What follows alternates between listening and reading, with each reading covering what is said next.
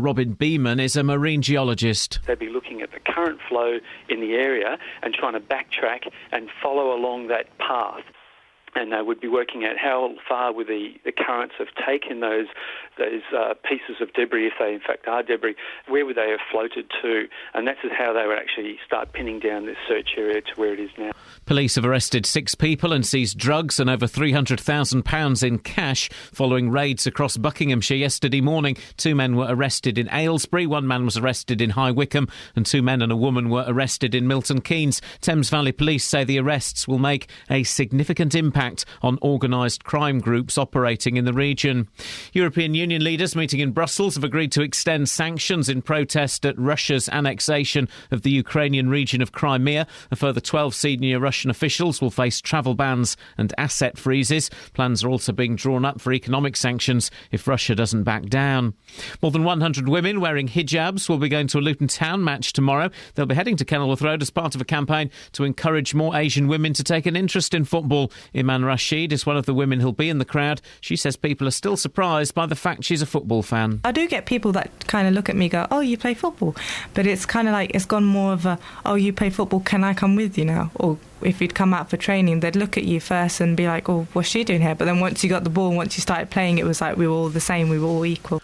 In sport, the world champion Red Bull Formula 1 team were given the freedom of Milton Keynes at a special council meeting last night. Team boss Christian Horner says Milton Keynes has played a big part in their success. I was hoping they would grant me a special parking space, but unfortunately not. So, no, but it's a great recognition for the team, and, we're very proud of being based in Milton Keynes, and, it means a great deal to everybody in the team.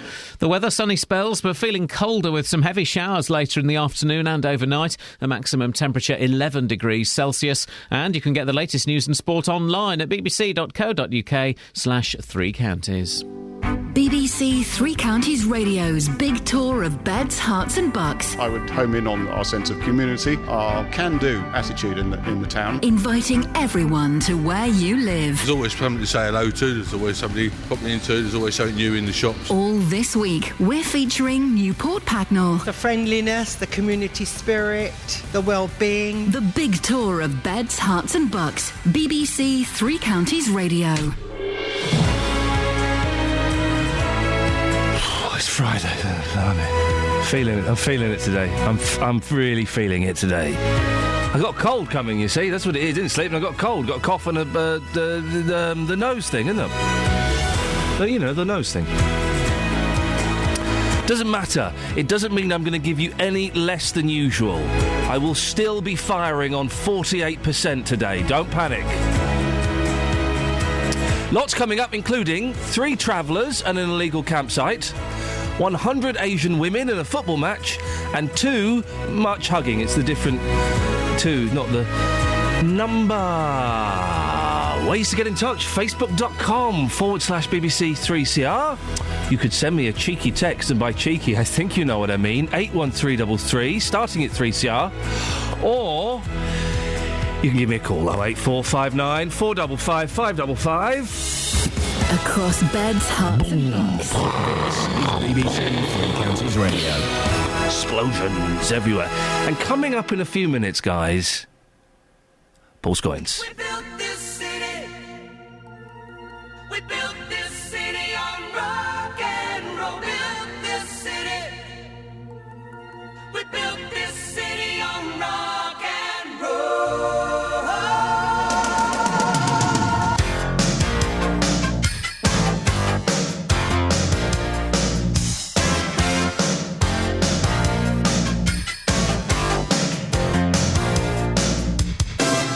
Say you don't know me, I recognize my face.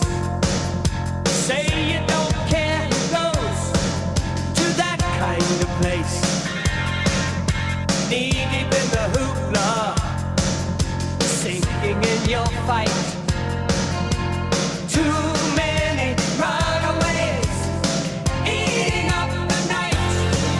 Marconi plays the mambo. Listen to the radio. Don't you remember? We built this city. We built this city on rock and roll. We built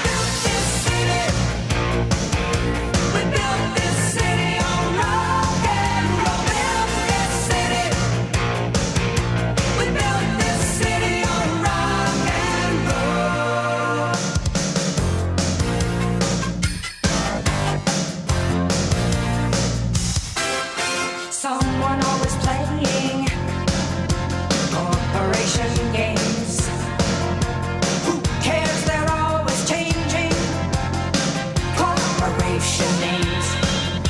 We just want to dance here. Someone stole the stage. They call us irresponsible. Write us off the page. Marconi plays the mama. Listen to the radio. Don't you remember? We built this city. We built this city on rock and roll. We built this city. We built this city on rock and roll. Built this city. We built this city on rock and roll.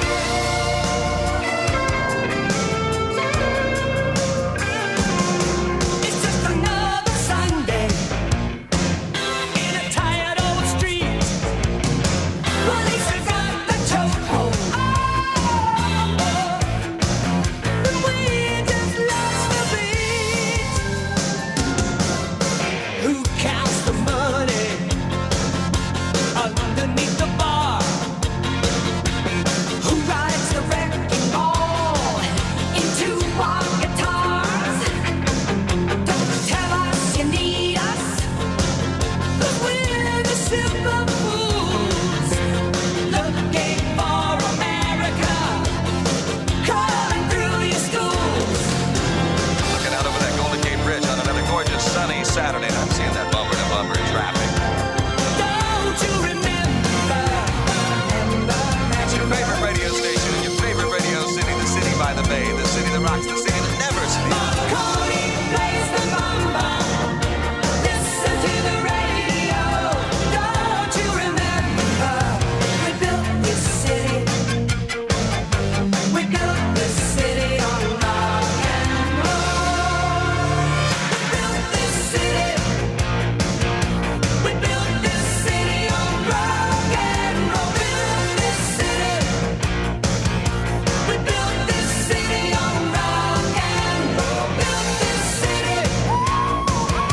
We built this city on rock and roll. Built this city. We built this city on rock and roll.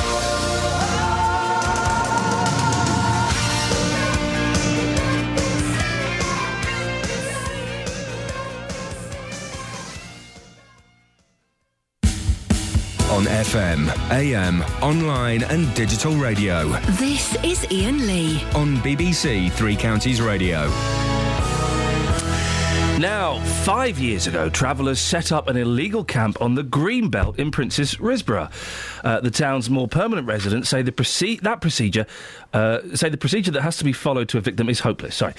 The relationship between the three remaining travellers and the settled community is pretty good, but neither side feels in control of their own lives. Well, Paul Scoynes has been to the site. Paul, what's happened here? Well, Ian, this is a so-called area of outstanding natural beauty in the Chilterns. Yep. It's just outside of Princess Risborough on this sort of quiet country lane, and just behind the houses there was these sort of fields and fields of farmland. And then one day in 2009, that all changed, and I spoke to residents Susie and Peter, who have houses bordering the site. About 7 in the morning, the whole place was being dug up. There were about 50 men in the field, and we tried to find out what was happening, and it was just such an awful shock. They just said that they'd bought it, that it was gypsies. They put the fence up in practically an afternoon. This was Good Friday. On the Saturday, then there were huge numbers of 20-ton lorries rolling along the road, coming down the Upper Icknield Way, which is part of the Ridgeway, and coming into the site and just tipping their spoil. And I estimated they probably dumped something approaching 1,000 tonnes of hardcore on the site. What does it look like? Well, it has to be said, Ian, it looks fairly out of keeping in an area like this. I'm asking what it looks like. You sent me photographs, and it does stick out like the proverbial sore thumb, doesn't it? Yeah, I mean, we're talking huge concrete posts, big sort of dark fencing, hardcore all over the ground, and it has taken up a fairly large space. I would say it's a sort of at least, a few football pitches, that kind of size. Yep. It's a big size. There were originally 9 plots. Now there are only 2 caravans there, and when I went knocking on those caravans the other day, nobody answered. A long legal battle, isn't there, taking place? Yes, absolutely. There have been a number of appeals, and all of which have been refused. We went to the Secretary of State. We didn't. They went to the Secretary of State. They threw the application out and indeed went to the High Court. These residents told me of the problems they'd encountered. Been planning permission refused, then it's gone to appeal, the appeal's been refused, it's gone to the Secretary of State, then it's gone to judicial review. After that, we had a verbal appeal, which I'd never even heard of. And there was High Court. This was a High Court appeal in the name of one of the travellers who sought to get part of the planning decision overturned. That was refused, and the travellers were given 18 months from then to leave the site and return it to its original condition. Are you hopeful that this will be the end of it then? Well, we hope so, but then, of course, we had a big shock when another plan was put in, and that one has been refused. It's exactly the same type of thing, except it's for 4 pitches instead of 9. We just didn't realise that could even happen. I think this is where our frustration comes in. We just think, is it never ending? OK, so what does the council say? Well, the council tell us that it was an agricultural field, and work was carried out then to create that caravan site, and that began, as they say, in 2009. They say it is within the green belt and the children's area of outstanding natural beauty, and therefore entirely unsuitable as a caravan site. And they say that the result of it has led to, unfortunately, lengthy planning appeals, which have been very frustrating for everybody involved: the council, the travellers, and the local residents. Now, the latest application was refused on Friday.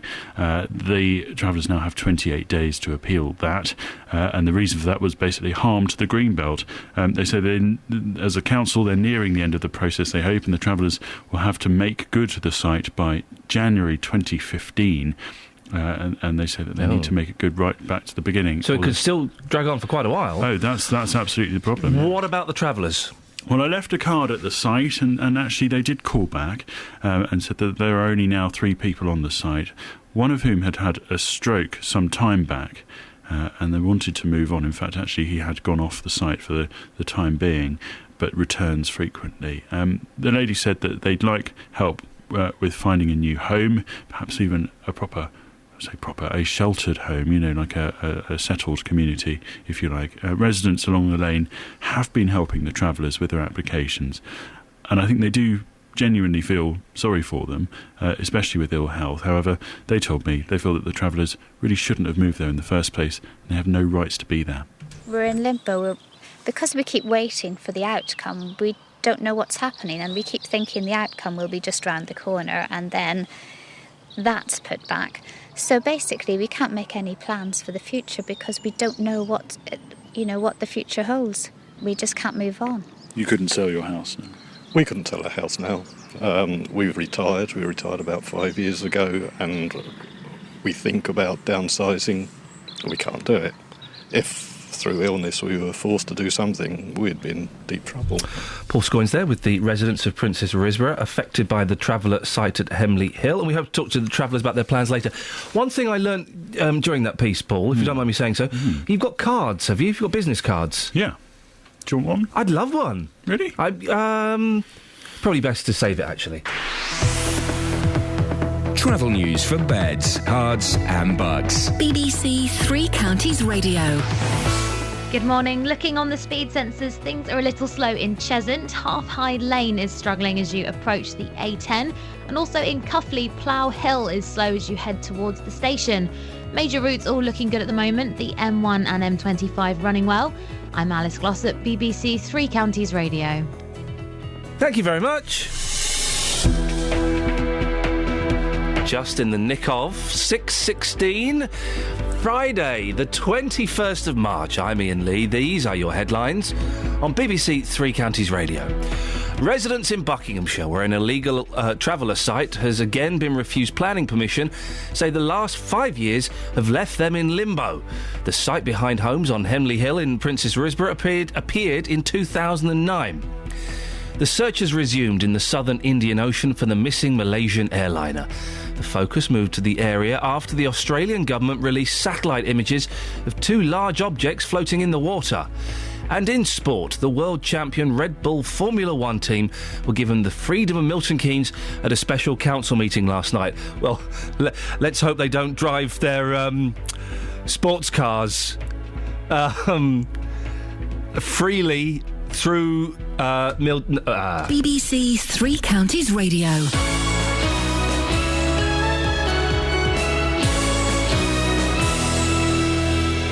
Normally I go to a trail here, but no, I don't go to a trail when I see on my screen that one of my regulars has been doing some radio cheating. Joe in Letchworth, what the heck's going on? What the heck is going on, man? What have you come to confess? I've come to confess I have been up in Scotland working for the last 3 or 4 days. Scotland!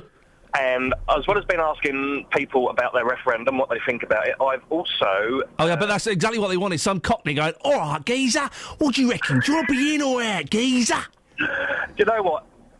It's quite funny because all the people from Glasgow just automatically assume you're a Londoner, my old macker. Yeah.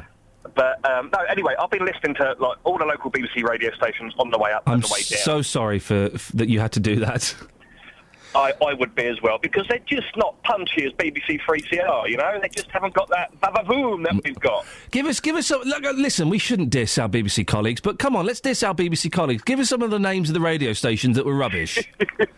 BBC Lincolnshire. Hey. BBC Cumbria. Oh. BBC Yorks. Oi. I mean, I won't say BBC Scotland, even though they had, I kid you not, the Piper Hour. The Piper Alpha? The Piper Alpha, yeah. Oh, wow. Piper Hour, just an hour of bagpipe music and people talking about bagpipe music. I'm not being funny. That don't sound bad. Jot that down as a possibility. Tell us... I tell you what, Joe, this is actually very useful research that we've got here, and I appreciate you doing that. I've listened to... When I drive around the country, I love listening to other local BBC radio stations and laughing to myself. But tell us what you like about 3CR, and then give us some areas where we could improve. OK, well, you've got you, OK, in the morning, and you've got the Lady Catherine and the rest of your producing team, which work very hard behind the scenes. Then you've got JVS, OK, and he does his consumer hour and things like that. So that is... A lot of other radio stations don't have that, so you're very unique in that. Yeah. Then you've got my man, the Nick Coffer, and his Weekend Kitchen on a Saturday, so you've got fantastic. Then you've got Rob Baroni in the afternoon, and then then it goes to the network in the evening. So it's you've got a mixture. And it's really good. Where do you think we could improve? It's hard because when you're pretty damn good, where do you go from there? Well, Joe, can I just bring in some members of my team here? Yeah. Catherine, you got name checked. That must make you feel very proud. I do. I feel like I'm swollen with joy. Kelly, you're looking a little bit sad. What's wrong? Oh, well. And you got Kelly. Well, no, but you said Lady Catherine, and then other members. The rest of your team. I'm sorry, Kelly. But Kelly does a fantastic job on the BBC producing as well. So, you know, it's I haven't been hearing that around the country. Yeah, not as good as Gary Floyd, though. Let's be honest. Gary Floyd covers that bad boy. Well, I don't know, but, you know, Kelly's always pushing it and promoting it, so she's up there, she's up there. What do you think, Joe? Can I ask you a question? And he's not here, so he can't hear this. What do you think about Paul Scoynes, political reporter? Odd, unique, but a little bit flamboyant maybe, but do you know what? He certainly gets to the heart of the matter, and I can't knock him because he's a fellow cyclist, and he's a damn good political reporter, so... Yeah, he is the odd. I'm glad you mentioned odd. He is very, very odd, and you should see. Isn't he flamboyant, Catherine, in his dress sense? He really is very theatrical. Yeah, that's the word, isn't it? He's a bit showy-offy.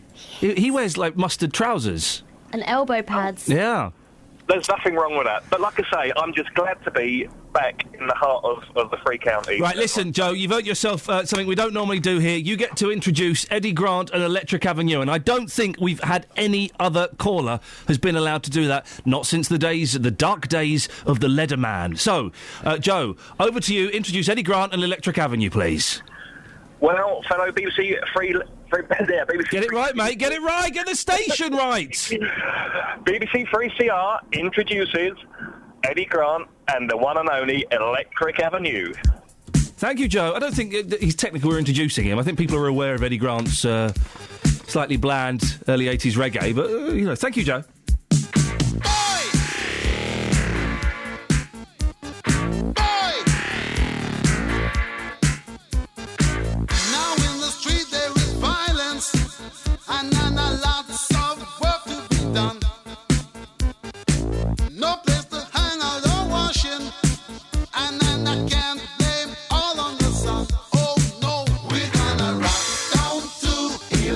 Electric Avenue. And then we'll take it higher.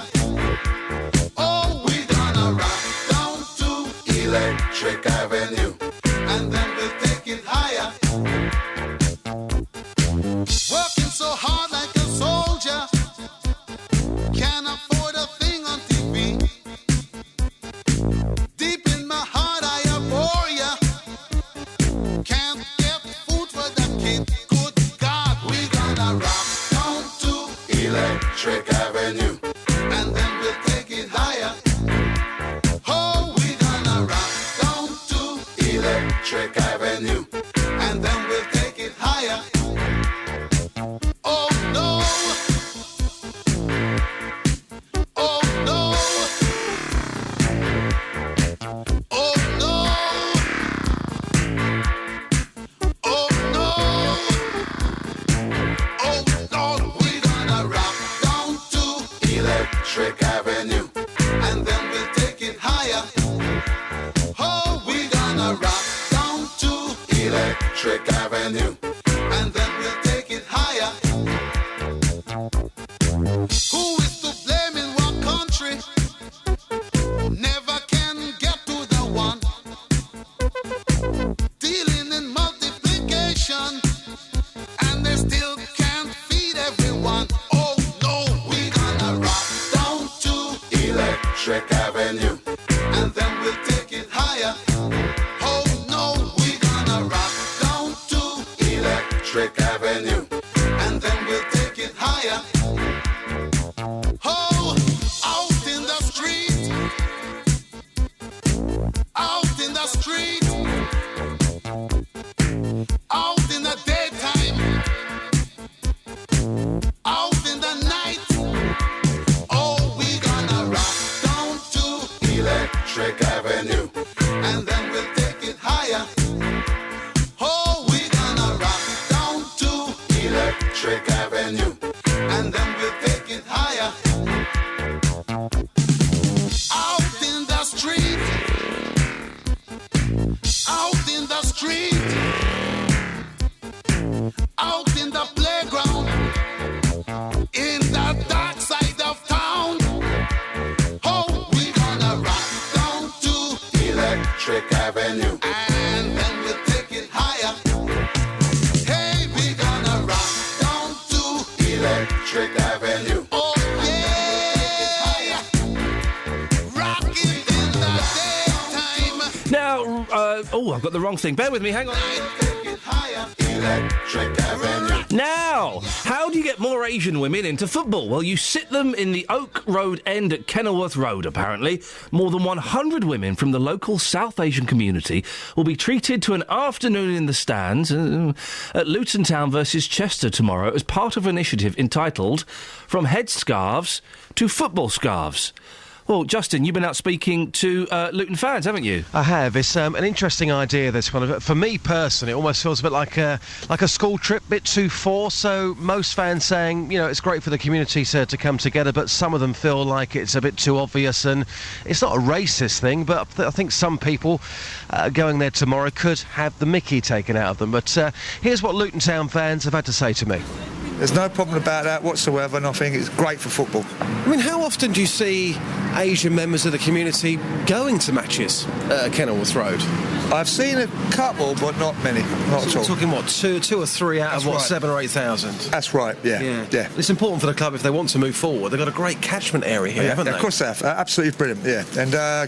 And it'd be great to see them come down there, and I just hope that I think one day off, I hope they come every Saturday. And what a great season so far. It's the Cambridge one the other day there. Yeah. And Luton only 11 points now, but I think we've done it now this time. You're not feeling nervous then? I'm not nervous at all. Yeah. I know Iain Lee has got a £5 bet with someone. I don't know if it's but, Simon, yeah. But I think he's lost that £5. I think it's a good idea. Whether it will work, I don't know. When you say work, are you talking long term or are you talking on Saturday itself? Long term. I think some of the fans going to the game might start taking the mickey. They probably will. And you're talking about Luton supporters or are you talking about Luton and Chester supporters? I think both sets, because it's not an Asian thing, is it, going to a football match? I think people might take the mick, to be honest, because you don't really see people like that going to a football match like on TV. Yeah, I think it is a good thing. Yeah, I mean, hopefully they'll go down there and they'll enjoy it, and they'll see the culture of football is completely different. Do you know what I mean? There's always a mindset that is quite very intimidating, the chanting and that goes on at football matches. But if they can overcome that.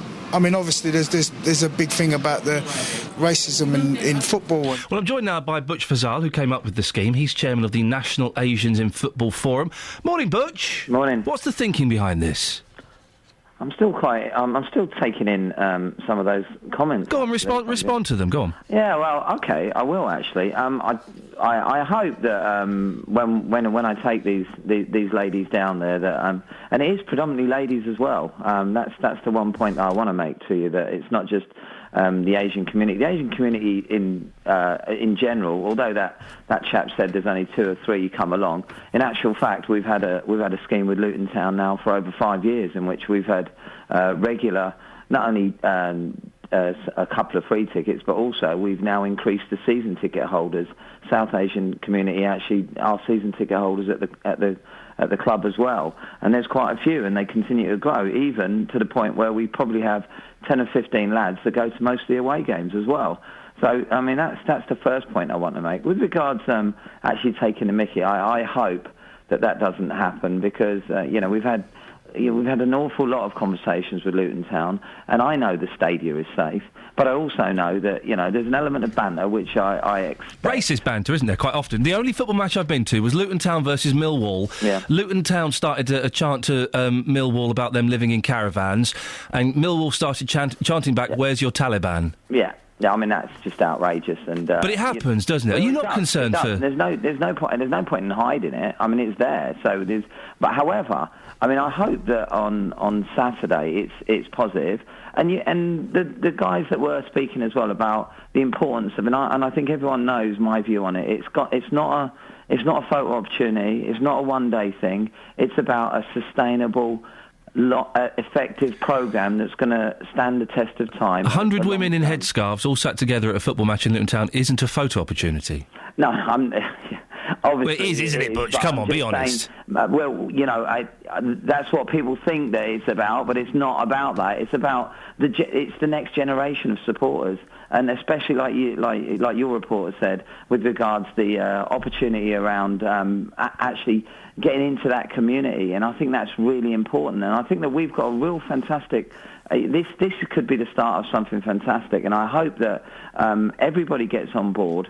And I hope that everyone gets behind it. And the little bit of Mickey taking, there's misconceptions on both sides, really. You ask the South Asian community what it's like to be in a football stadium, but the majority of them don't know. But all they know is what they've heard in the past. Are these women Luton Town fans?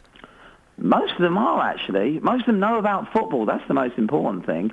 I think that's what you're going to find more than anything else. And a lot of them come from that catchment area, but have never been to the ground.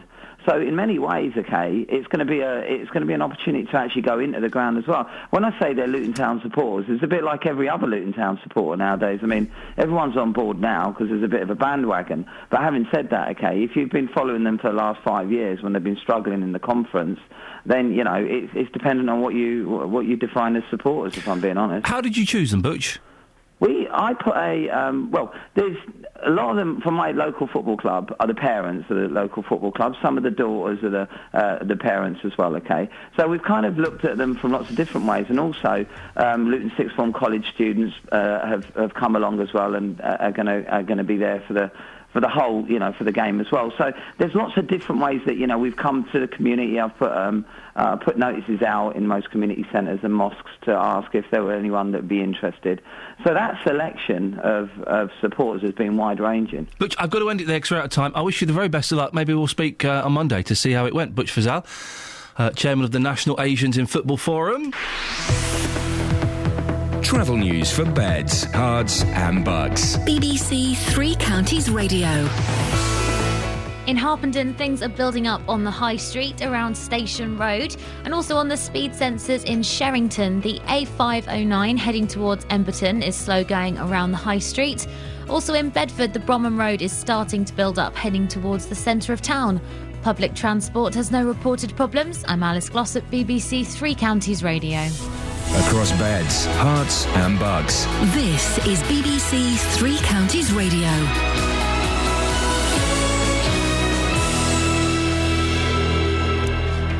With the headlines, I'm Simon Oxley. Residents in Buckinghamshire, where an illegal traveller site has again been refused planning permissions, say the last 5 years have left them in limbo. The site behind homes on Hemley Hill in Princess Risborough appeared in 2009.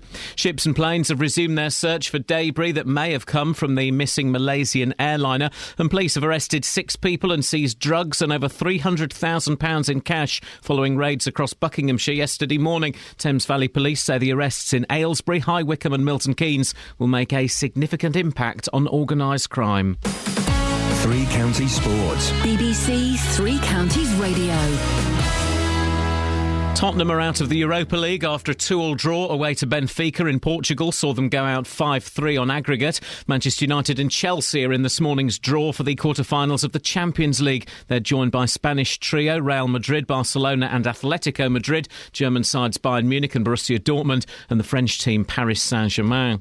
In tomorrow's matches, there's a Bucks Hearts derby as Stevenage host MK Dons. Stevenage are without injured skipper John Ashton. The Dons have Stephen Gleeson suspended, but Cole Robinson could include on loan Swansea forward James Loveridge, who's impressed in training. Very quick. He joined in a game for 25 minutes and scored 3 goals on Tuesday. I remember Patrick doing that when he first came in. That's what maybe put him in the team. So he seems to be, he knows where the back of the net is, and he can run, and he's another body. But he's very, very quick, and he certainly knows where the goal is. I like what I've seen in training so far. In the Championship, Watford go to inform Wigan, with the Hornets on a run of 13 away games without a win. In League 2, Wycombe are waiting on the fitness of strikers Matt McClure and Stephen Craig ahead of the home game with leaders Rochdale. And Conference leaders Luton look set to be without the influential Luke Guttridge for the rest of the season as they prepare to welcome Chester to Kenilworth Road. Red Bull have formally appealed Daniel Ricciardo's disqualification from Sunday's season-opening Australian Grand Prix. Ricciardo finished second but was penalised for a breach of fuel consumption rules. Speaking last night in Milton Keynes to mark being given the freedom of the borough, team boss Christian Horner said they were confident of getting the place back. To finish second in Australia was a fantastic result, particularly for Daniel Ricciardo.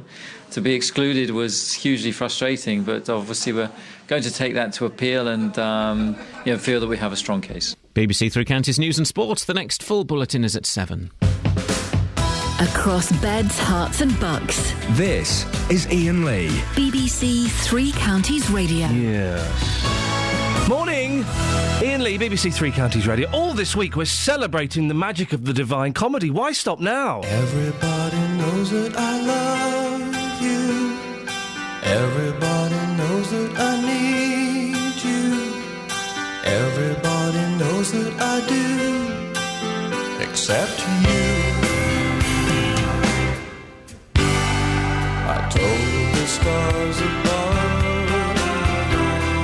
about the one I love. I told the morning sun, yeah, I'm telling everyone. I told my mom and dad, they seem to understand, and I'll get through to you. It's the last thing that I do. Everybody knows that I love you. Everybody knows that I need you. Everybody knows that I do, except you. Everybody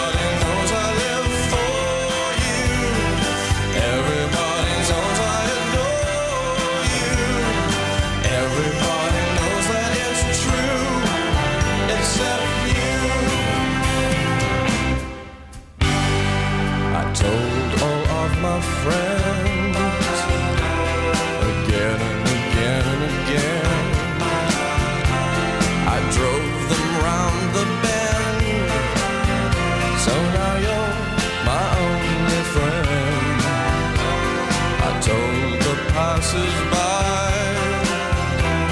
I made a small boy cry, and I'll get through to you. It's the last thing that I do. 'Cause everybody knows that I love you. Everybody knows that I need you. Everybody knows that I do, except you.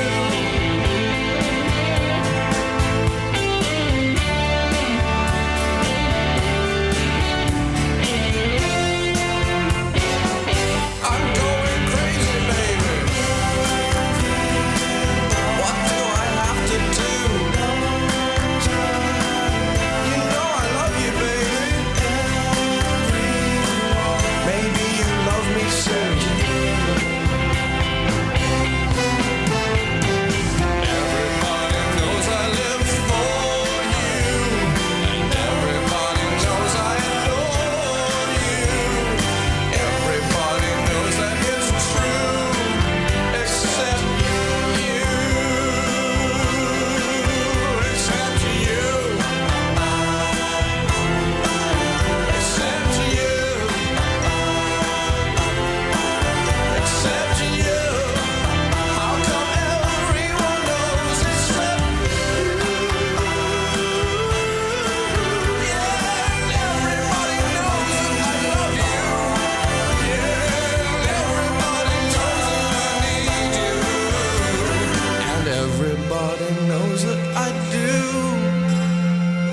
except you. Oh, come on, Neil, please. For goodness sakes, wonderful. So the Daily Mail have sunk to new depths today.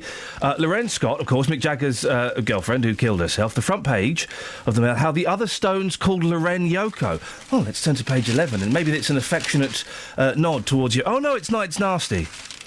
Mick Jagger left his girlfriend Lorraine Scott behind on the latest Rolling Stones World Tour because his bandmates branded her the group's Yoko Ono. The other Stones allegedly loathed the 49-year-old American fashion designer because she was so controlling. Hang on a minute, she's been dead a couple of days. For goodness sakes. And there's another story as well in here. Let me just find it. They're really going to town on this woman. I don't know where it is, but basically saying she's only famous because she was going out with Mick Jagger. That's the only reason we'd heard of her. Well, yeah, that tragic, yes, but she was only famous because of Mick Jagger, says Jan Moyer. Fashion designer called Lorraine Scott died this week of apparent suicide. She left no suicide note. Turn. I recount all of this because millions of people, including the vast majority of the UK population at the very least, had no idea who she was. Well, yeah, she's just killed herself, for crying out loud, you heartless pigs. And this is from the same paper who put it all over the front page. Yeah, exactly. And now they're taking her down. Oh, it's terrible. Come on, let her lie a couple of weeks, for goodness sakes.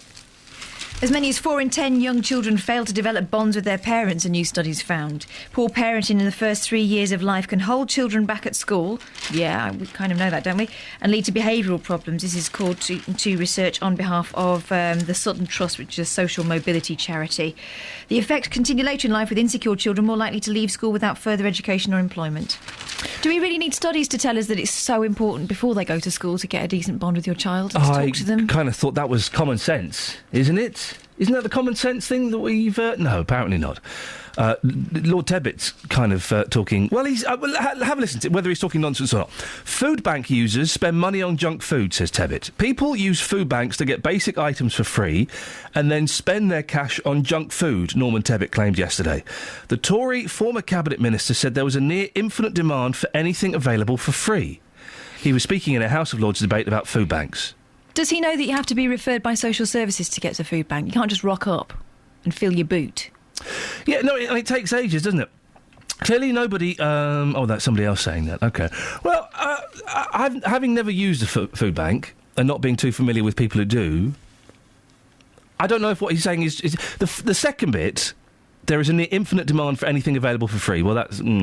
But maybe people do go to food banks and then on their way home they go and get a McDonald's as well. I don't know. I haven't got the evidence. If you've used a food bank, or you know someone who does, 08459 455 555 is what Norman Tebbett saying. completely out of proportion as he stands there in his mink stole that he's wearing as a lord. Or are we in danger of alienating people who already feel like they're on the margins of society anyway, and already feel pretty ashamed that they're having to use a food bank? Yep, let's find out. Let's watch those phones light up. Here's another one. The Mail really is on form today. This is great. Childminder left girl 3 in car for 5 hours after forgetting all about her. A girl aged 3 was left strapped in a car for more than 5 hours after a childminder forgot about her. Carol Court, 67, had agreed to give the child a lift to the nursery that she ran as a favour to her parents. But when she arrived, she completely forgot the girl was in the back and automatically picked up her handbag and went into work, locking the car behind her. At a Care Standards Tribunal, Judge... Miss Court found the child that afternoon. She thought she'd only just been placed in the car by a member of nursery staff at the end of the day. Oh? So she didn't remember going in there in the first place? That's nuts, isn't it? 5 hours. The child's mother said Mrs. Court wept as she told her, "I've done something awful. I've ruined the nursery and let everybody down." Oh, gosh. The girl's absence from the nursery went unnoticed by other staff.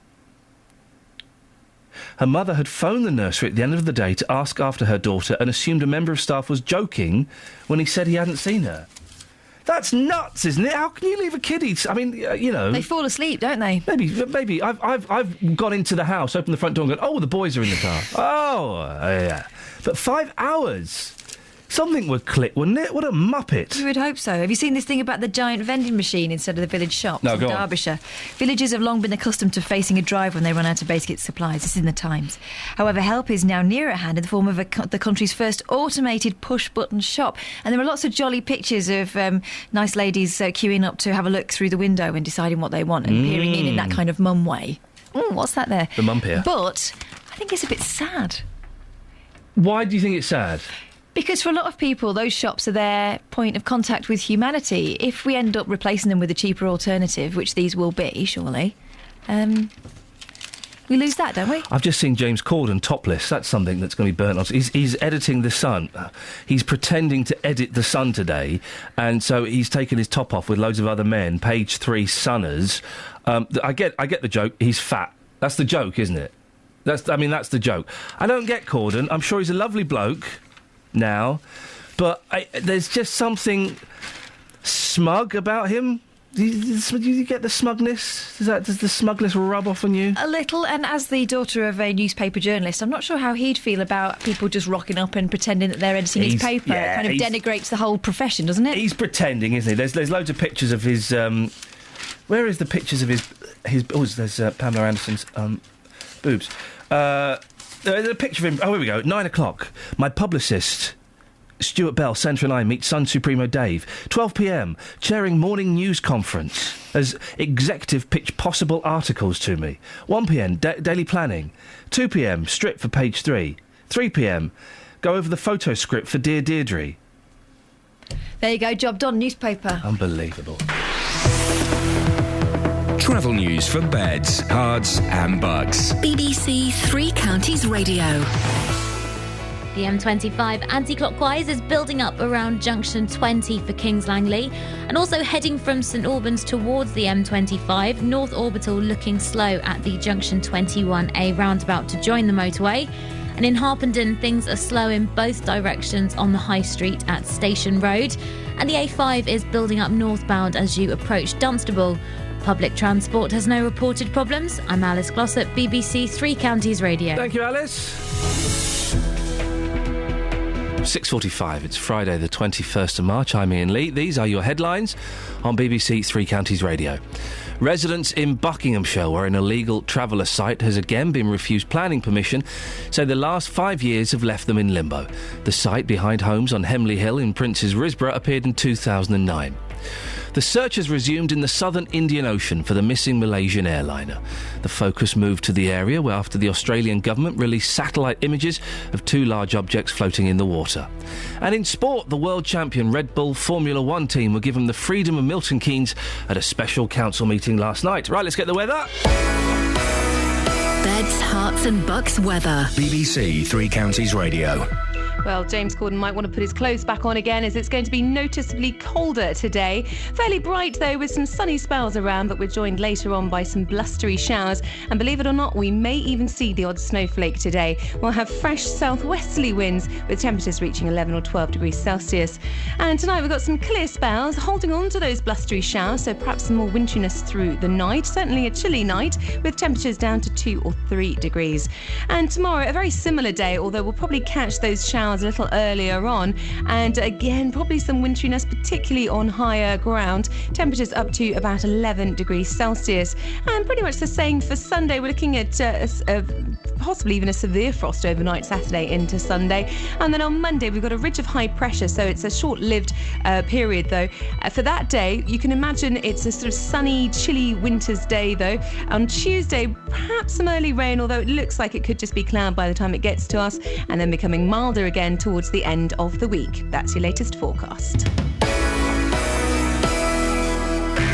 Tomorrow afternoon, we've got MK Dons battling for a playoff place. And MK Dons have got a third!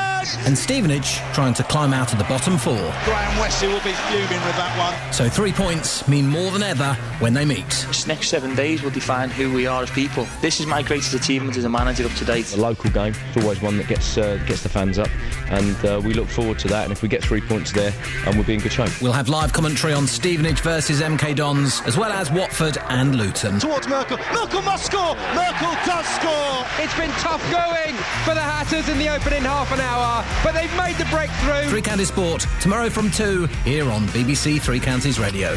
So, Kelly Betts, what's this BBC Introducing I've heard so much about? Oh, wow, good question. Yeah? BBC Introducing is a show every Saturday. I know, it's Saturday night. We get local unsigned bands What and time? groups. It's 8 till 9, presented by Gary Floyd. Well done. Yeah. What's on it? What sort of stuff? I've just told you. Say again? Local unsigned bands. Yeah. Yeah. They're good, though. Well... and good though. Okay, so as you say, we are contractually obliged to play one of those songs every Friday. No, it's not true. Oh, then we'll play Phil Oakey, shall we? No. Oh, who have we got today? So, it's Your Correspondent is what he's known as. His real name's Andrew, if anybody is interested.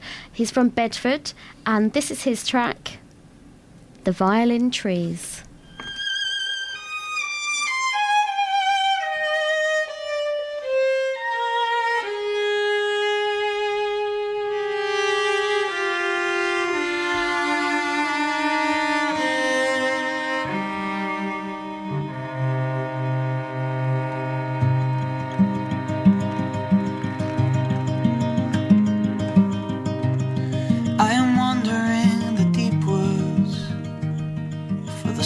I seek in the night and off the track through the violin trees.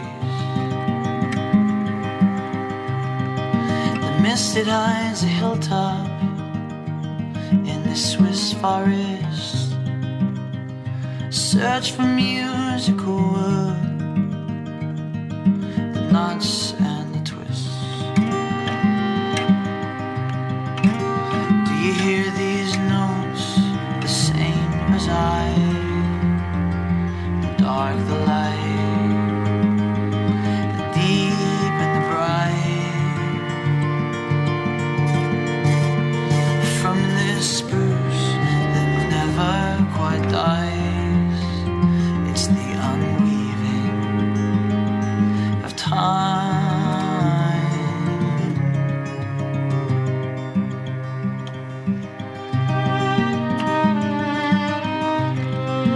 1,000 years of pickers, all watching as they grew. What is settled in the earth, we pickers unscrew. Count away the branches, knee deep in snow. This tree did all this growing centuries ago. This wood won't sing the same way twice. The dark, the light, the deep and the bright. From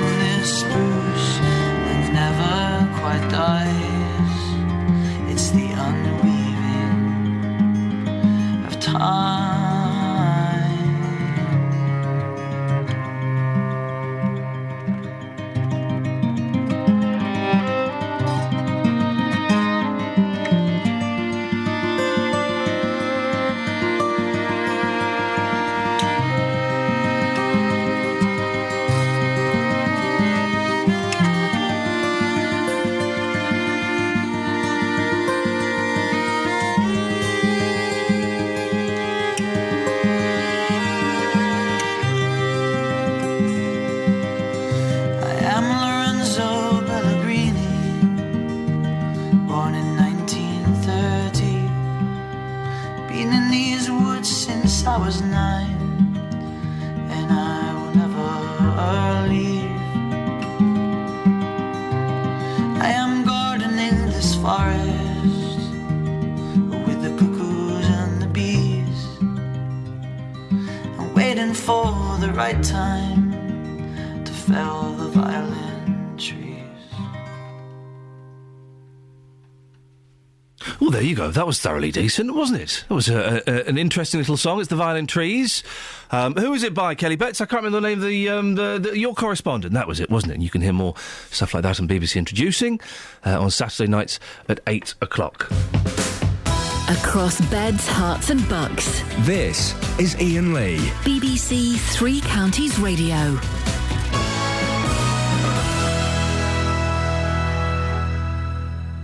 08459 455 555 is the telephone number if you want to give us a call. Now, 4 search aircraft have been sent to an area of the Indian Ocean after the Australian spotted what could be parts of the missing Malaysian airliner. Flight MH370 disappeared 12 days ago after veering drastically off course. Well, David Mearns, the director of Blue Water Recoveries, worked on the recovery of the Air France wreckage from the Pacific in 2011.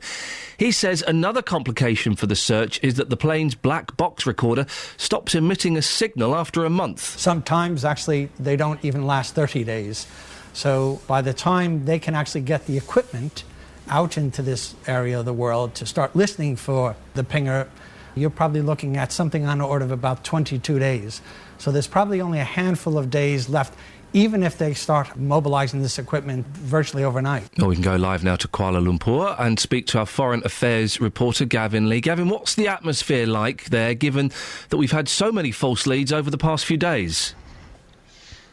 It's very raw. People are very emotional. Families of, the missing passengers, you can only imagine just what they must be going through. So it's a very tense, agitated atmosphere. I'm staying in the Aveni Hotel where, in Kuala Lumpur, a number of the families, the Chinese families of the missing passengers are staying. And for many of them, it's hard for us to speak to them and vice versa, because in this hotel, as many others, there's a line of security guards in front of their rooms. And they've been told by the Malaysian authorities not to speak to journalists, to ignore the reports they see or hear or read, because there are so many spurious theories. We have spoke to a few families, and one man told me yesterday his brother-in-law is missing. He said he, like many others who have gone every day to the conferences to get briefings from the authorities, they don't believe these 2 objects, one that's 24 metres, one that's 5 metres, will turn into anything. They believe it's not going to be true. He said he faintly and bleakly hopes for a hijacking, that it means at least demands can be made and they then can be released. Several specialist aircraft were part of the search for these objects that could have been the wreckage. Nothing was found. Those aircraft are back out searching the area again today, aren't they? Yeah, it's a huge area. I think one of our colleagues described it as looking for a needle in several haystacks. I mean, it is 100,000 kilometres that needs to be searched. The grid reference that caused so much excitement yesterday was looked at by an Australian Orion aircraft, then the best equipped aircraft so far, the US P-8 Poseidon aircraft, the anti-submarine aircraft, came in. It's got the facilities of searching above and below the surface of the ocean. It can fly about 1,000 feet above sea level, so it can cover a huge area. Neither picked up any signs. I think they saw a frigate going through, and they said whatever it was 5 days ago that was picked up on this satellite, it isn't there now. So they are going back to this huge area. They go in a lawnmower pattern back and forth. It takes them 3 hours to get there, 3 hours to get back. So it limits their flying time to about 2-3 hours. But they should be around the area in the next few minutes. Any closer to knowing what the satellite spotted? No idea. No, absolutely, categorically not, really. From listening to all of the crews that have come back from those Australian aircraft, they say that there's a pod of dolphins in that area. There's a freight ship, but there's no way that they said the experts would have mistaken 2 large objects for a freight ship. It seemed to match a debris field, which would have happened perhaps if an aircraft had hit the waters, and it was around the area that the British company Inmarsat, the satellite company, had said that if the aircraft had flown, as it seemed to, for 7 hours, they were picking up signals, that would be where it would run out of fuel. So the search will continue. Of course, think about eddies and the water movement, which could push these objects hundreds of miles away by now. That's why they will sort of go off course and look elsewhere today. 12 days, Gavin. How on earth are the families coping with this? Yeah, well, it'll be 2 weeks tomorrow. It's something that I guess all of them are wrenching their hearts about, and you can see it in the faces. You saw the ugly scenes a few days ago with one woman who was told not to attend a press conference. She was a relative of a family member, and she basically screamed out in frustration during the press conference. And if you saw the images, she was manhandled, grabbed by the collar, and thrown into another room in front of the cameras. And then the door was closed, and it was very embarrassing, ugly scenes for the Malaysian government. They've apologised for it, but they carry on waiting, and most of them carry on hoping that it isn't this discovery in the South Indian Ocean, and the search carries on. I should say the other thing that a lot of people are asking is, by 2 weeks now, we have got no idea still of the cause or the motive. The FBI's involved with helping the Malaysian government. They say that they've looked at the pilot, they've looked at the co-pilot, the crew, the passengers. At least what we're being told, there's nothing come up so far that indicates any motive. And as the search stops everywhere else, Gavin, are they throwing all of their eggs into this one basket? No, they're not. They're still searching. Today we asked Malaysian officials this morning. They've said that they're looking as far as north as Malau and China. Privately, though, I was hearing from some of the officials yesterday in one of the press conferences outside it, and he said their sense is that the flight did not go over land. The information from the British satellite company suggests that any military radar of a country involved in one of those northern countries would have picked up the satellite signal. So it's very likely to be somewhere in this, what they're calling the southern corridor of the Indian Ocean. Gavin Lee in Kuala Lumpur, thank you very much indeed. Travel news for beds, cards and bugs. BBC Three Counties Radio. On the speed sensors in Berkhamsted, Kings Road heading towards the High Street is queuing at the traffic lights. And also in Borehamwood, the A1 southbound is queuing between Stirling Corner and the Watford Bypass. On the M25 anti-clockwise, things building up around junction 20 for Kings Langley. And on public transport, there's no reported problems. I'm Alice Glossop, BBC Three Counties Radio.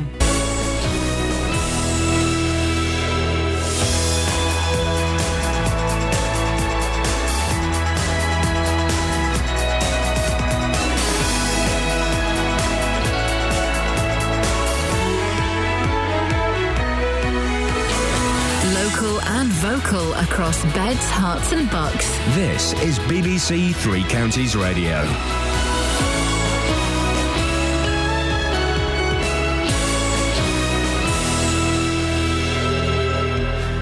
It's 7 o'clock. I'm Simon Oxley. The headlines: residents' frustration over Buckinghamshire Travellers site. Headscarves to football scarves in Luton is not a publicity stunt. And military honour for St Albans soldier. BBC Three Counties Radio. Residents in Buckinghamshire, where an illegal traveller site has again been refused planning permission, say the last 5 years have left them in limbo. The site behind homes on Hemley Hill in Princess Risborough appeared in 2009, but has subsequently been refused permission by the High Court and the government. Another application has now been turned down. This resident says they don't know if the site will ever be removed. Been planning permission refused, then it's gone to appeal, the appeal's been refused, it's gone to the Secretary of State, then it's gone to judicial review. After that we had a verbal appeal, which I'd never even heard of. I think this is where our frustration comes in. We just think, is it never ending? The man behind a scheme to encourage more Asian women to get involved in football says 100 women wearing hijabs attending tomorrow's Luton Town match is not a publicity stunt. Butch Fazal told Iain that headscarves to football scarves is a genuine attempt to get the Berry Park community to go to Kenilworth Road. It's not a photo opportunity, it's not a one-day thing, it's about a sustainable, effective programme that's going to stand the test of time. 100 women in headscarves all sat together at a football match in Luton Town isn't a photo opportunity. That's what people think that it's about, but it's not about that. It's about it's the next generation of supporters. And a lot of them come from that catchment area, but have never been to the ground. Ships and planes have resumed their search for debris that may have come from the missing Malaysian airliner. They've converged on part of the southern Indian Ocean, more than 1,500 miles southwest of Perth in Australia, where two large objects were seen in images taken by satellite. Police have arrested 6 people and seized drugs and over £300,000 in cash following raids across Buckinghamshire yesterday morning. Thames Valley Police say the arrests in Aylesbury, High Wycombe and Milton Keynes will make a significant impact on organised crime. A young St Albans soldier and a friend who helped him when he was shot in the neck in Afghanistan have been given military honours. Lance Corporal Simon Maloney receives the Conspicuous Gallantry Cross, the most prestigious medal after the the Victoria Cross. Somehow it was just a flesh wound. It was in and out, but it missed the main points that would obviously debilitated me. So adrenaline was pumping, and I just carried on, to be honest. Once the 30 seconds went and I wasn't dead, I thought that it might not be that bad, and I even thought that it might be shrapnel, because I thought, how am I still alive? In sport, the world champion Red Bull Formula One team were given the freedom of Milton Keynes at a special council meeting last night. Team boss Christian Horner says Milton Keynes has played a big part in their success. You quite often hear Sebastian Vettel talk about Milton Keynes, and of course, so many suppliers are based locally, so many of our staff live locally, and it's a great place for a Grand Prix team to be based. It's we've grown out of Stewart Grand Prix into Jaguar, and then Red Bull, of course, bought Jaguar just under 10 years ago. The weather, sunny spells, but feeling colder with some heavy showers later this afternoon. A maximum temperature 11 degrees Celsius. And you can get the latest news and sport online at bbc.co.uk/3 counties. BBC Three Counties Radio's big tour of beds, hearts and bucks. I've been in Newport Pagnell since 1978. Inviting everyone to where you live. Up by the river, there are steps down to the water and you can see fish. All this week, we're featuring Newport Pagnell. You've got us here as the greengrocers, you've got the local butchers. The big tour of beds, hearts and bucks. BBC Three Counties Radio. Morning, this is Iain Lee, BBC Three Counties Radio. Lots to talk about this morning, and as always, your input is welcome and encouraged. Some of the things coming up include 3 travellers and an illegal campsite, 100 Asian women and a football match, and too much hugging. We hug too much, apparently. There's a lot more of it than when I was younger, definitely. Facebook.com/BBC3CR. You can send me a text, 81333, start your text 3CR, or you can give me a call, 08459 455 555. Across beds, hearts and bucks. This is BBC Three Counties Radio. Residents in Princess Risborough are so keen to help the town's 3 remaining travellers move on, they're filling out their council house forms for them. An illegal camp was set up there almost overnight 5 years ago. And while the settled community insists they get on perfectly well with the travellers, they're frustrated the eviction process is taking so long. Here's what they told our reporter, Paul Scoynes. About 7 in the morning, the whole place was being dug up. There were about 50 men in the field, and we tried to find out what was happening, and it was just such an awful shock. They just said that they'd bought it, that it was gypsies. They put the fence up in practically an afternoon. This was Good Friday. On the Saturday, then there were huge numbers of 20-tonne lorries rolling along the road, coming down the Upper Icknield Way, which is part of the Ridgeway, and coming into the site and just tipping their spoil. And I estimated they probably dumped something approaching 1,000 tonnes of hardcore on the site. We're in limbo. Because we keep waiting for the outcome, we don't know what's happening, and we keep thinking the outcome will be just round the corner, and then that's put back. So basically, we can't make any plans for the future because we don't know what the future holds. We just can't move on. You couldn't sell your house now? We couldn't sell our house now. We've retired. We retired about 5 years ago, and we think about downsizing. We can't do it. If through illness we were forced to do something, we'd be in deep trouble. Well, Eileen Cash is one of 3 travellers still left at the site. Morning, Eileen. Good morning. You've been there right from the start, haven't you? Right from the start, Bosh, yes. So when did you move in there? Well, it'll be just coming up 5 years now, next month, on Good Friday, I think it was. And how many travellers were there at the start? Quite a lot. There's 9 plots there. And so how many, what does that translate to numbers? 40, 50? Yeah, well, some of them would have had kids and everything, you know what I mean? And lots of them had children at the time. There was a lot of young families there. So there's only 3 of you left. What happened to the others? Well, they couldn't get back on. They went off for a while, and then the council put an injunction on it, so they couldn't get back on. Ah. Yeah. Who owns the land, Eileen? Well, everybody had a little plot individually on the ground. And, bought the individual plots off some other travelling people. see, one person or a couple of people bought the land, you understand what I mean? And then other people bought it off them to live on, you know what I mean? As we thought we were going to live there for the rest of our life. Water and electric and toilets and make a home of it, make a nice place of it, but it didn't turn out that way. Quite a lot of work has been done there, hasn't it? A lot of concrete's been laid and fences have been put up. Did you have planning permission to do that? No, I didn't do any of that. No, what was put on the road going in and the basis that was put in, the people that bought it didn't have anything got to do with that. You know what I mean? It was done. But you were there from the start? Yeah, I was, yeah. So I guess you perhaps have to accept some of the responsibility if you were there from the start and you're enjoying the benefits of it. I didn't enjoy any benefits at all. Only torment from never today I went into it. It's up in my life, it's true. I spent five Christmases there, cold, and fed up with no water, no electric or nothing, and we couldn't get it on because it was Greenbelt land. And I didn't understand. I'm not a man. I didn't know. I thought, took for granted that I was going to get electric and water and stuff on. So you feel that you've been lied to? Yeah. By who? The other travellers? Beg your pardon? Who do you feel you've been lied to? The other travellers or the council? No, not the travelling people, because they were only doing good for us. The thought, you know what I mean, that it was going to be passed, because at the end of the day, whether it's Greenbelt land or not, even people in houses has Greenbelt land maybe behind their house. It can be able to build little granny houses for their parents or whatever. But they would need to get planning permission for that, wouldn't they? And there wasn't planning permission for this site, was there? Yeah, but they would have needed to get planning permission, and we should have got planning permission to do what we done too. Why? I beg your pardon? Why should you have got planning permission, Eileen? Because we are human beings. We need somewhere to live just like everybody else. But not everybody... But you can't just... You surely you know that you can't just rock up somewhere and expect to get planning permission. I understand that, but there's lots of travelling people out there. Yeah. And people that's not travellers, you know what I mean, getting places to stay. Maybe people with big houses down the road opens up other places to sell eggs and everything. And makes spaces there, makes a little farm up and things all But why should... I mean, I've seen this area, and it's a fantastic area. It's absolutely wonderful.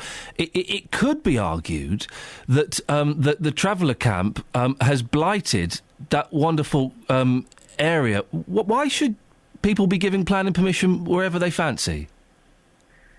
Well, I do not know. We would, do you know what I mean? It was just a place for us to live that was bought, and that's it. And we weren't thinking of the Greenbelt area or the beauty. We would have made it beautiful for ourselves too if we had been left to live there. But it just wasn't to be. Yeah. It's interesting you were saying you weren't thinking about the Greenbelt or the beauty, and I think that could be the argument that some people might have against the site that you've got there, that it is a beautiful area. It is a beautiful and it area, could be perceived... we would have had a beautiful home there too if we'd have been allowed to stay there. It could be but perceived... we were thinking for our own benefit, not for other people. But well, exactly. You've made my point for me. I was saying it could be perceived as being a little bit selfish. Well, do you not think people were selfish against us if that's the case? In what way? I mean, we are travelling people. And I was born in a horse-drawn wagon in Ireland. Yeah. I've been reared over here all my life. In what way have people been selfish against you? Well, I'm not blaming any of the residents in the houses. I don't mean that. They were all very nice people, but at the end of the day, they don't... we can't blame them for wanting us on their doorstep, which is not nice either. But at the end of the day, we do need a home to live. But you understand it can't just be anywhere that you want it to be, don't you? Well, you can't get ground everywhere today. You understand what I mean? You can't buy ground everywhere today. So when we got that chance, we took it. What do you want to happen now, Eileen? Well, I do need to be homed at the end of the day. I mean, the council doesn't seem to be doing anything for us. We were assured with that place, when it was a junction put on it from the first, that there would be a site made by the time that we would have had to get out there. But they're not even making sites. They're not doing anything for us. You've got to be off that land by January, haven't you? Can you see that happening? Well, it's looking blue looking now, boss. It looks as though I'll have to stay here because there doesn't seem to be anything happening at all. The people in the houses, like you said a while ago, all trying to help us. They're all very nice people. The people is nothing against us, although they're against the ground, what we're living in at the back, what's happening to it, which I can't blame them. But they have wrote letters. They've done everything for us, the people. I've got a bit of the... Paul Scoynes is joining me in the studio. Paul Scoynes, our political reporter. I believe you may have spoken to him the other day. Hi, Eileen. Yeah. Paul, you've got a statement from the council, have you? Yeah, we spoke to the council, Eileen, and they said that there's a few options available to you with regards to perhaps finding somewhere else to live, whether that's on a legal site in Buckinghamshire or somewhere else, or in a permanent housing accommodation. They say that they're going to do what they can to try and help to explore those options with you. Oh, thank you very much. Thank you. So I think either they'll be in touch or perhaps if you get back in touch with the council, they certainly seem to want to help. And it does seem, Iain, it's interesting. We've covered lots of stories about traveller sites and various things in our area. And you get the feeling that sometimes there's a lot of, antagonistic sort of relationships between the travellers and the residents. And I think, as Eileen said and as the residents have said, it does seem to be slightly different in this case. Everyone seems to be getting on, but I think there's a frustration on both sides about whether, well, certainly that site should never have been there in the first place. But equally, as Eileen said, some of the councils are doing far more to find sites for travellers than perhaps some of the others. And you have been getting on with the local residents, haven't you, Eileen? They've been very helpful. The lady at the end, Elaine, and they're very helpful, I can't read or write. She wrote me letters, and so it's a lot of the people along there that I only speak to Elena more, she's going up and down. But like I said, when we went to the council, me and my sister the other day, my sister's husband died there in the caravan. She still has got the same caravan. And you know what I mean? Caravans, they're not made of bricks and mortar, and the time takes its toll. And my heater is broke and my fridge is broke. When me and my sister went to the council the other day, they said, will you choose to live like that? There's two ladies took us into a private room and said, you choose it. We did not choose to live like that. All we want is a home. Let me play devil's advocate for a second, if you don't mind, Eileen. It's an interesting point that you make there, because there will be some people who say, you have chosen to live a traveller lifestyle. Yes. So why should the council give you fridges and cookers and new caravans, or why should the council accommodate you? We didn't ask for new fridges or new cookers or new caravans. I'm only saying that we weren't allowed even to change our caravans because the council said we couldn't. Right? So travelling entire life is not the way it used to be anymore. You just can't pull in at the side of any road and camp there because you'll have to go straight away. A long time ago, when I was younger and I was little, we could just pull in anywhere and stay for weeks on end and just decide to leave our set. But it's not like that anymore. But wouldn't most people argue that's better, that you can't just pull up anywhere and stay for weeks? Yeah, well, most people would think it's better. You know what I mean? Well, we would probably... Because I'm trying to imagine if I owned a field and then I woke up one morning and suddenly there were 30 traveller caravans there and they said, we're going to be here for a few weeks. I'd be pretty hacked off, wouldn't I? Yeah, but you see, this day and age anyway, there is a lot of people settled down. They bought their own ground and they were allowed to stay on it. And that's the way they're doing it today, do you understand? People don't want to travel anymore every day. Like, the time has all changed. That's what I'm trying to explain, young man. Eileen, I appreciate your time this morning and best of luck. OK, young fella, thanks very much. Thank you very much indeed. Anyone that calls me a young fella or a young man is OK by my books. It's a bit of a mess, isn't it, Paul?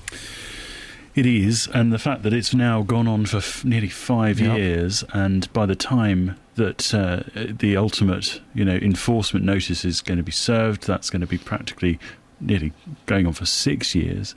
I think, there's a serious amount of frustration just going to the site. I mean, it's really I can't overstate it enough, really. The difference between the sort of countryside setting that you're in and then the sort of the brutality, if you like, of the sort of image of these fences and the hardcore down, it is quite different.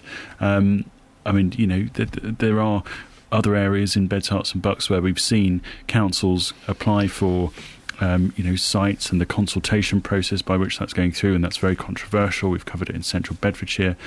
I have to say, looking at the numbers of sites around the area, Buckinghamshire does seem to have far fewer than a lot of others. And I've always thought, I've worked on these sorts of stories for a long time. It does seem to have proportionately quite a low number.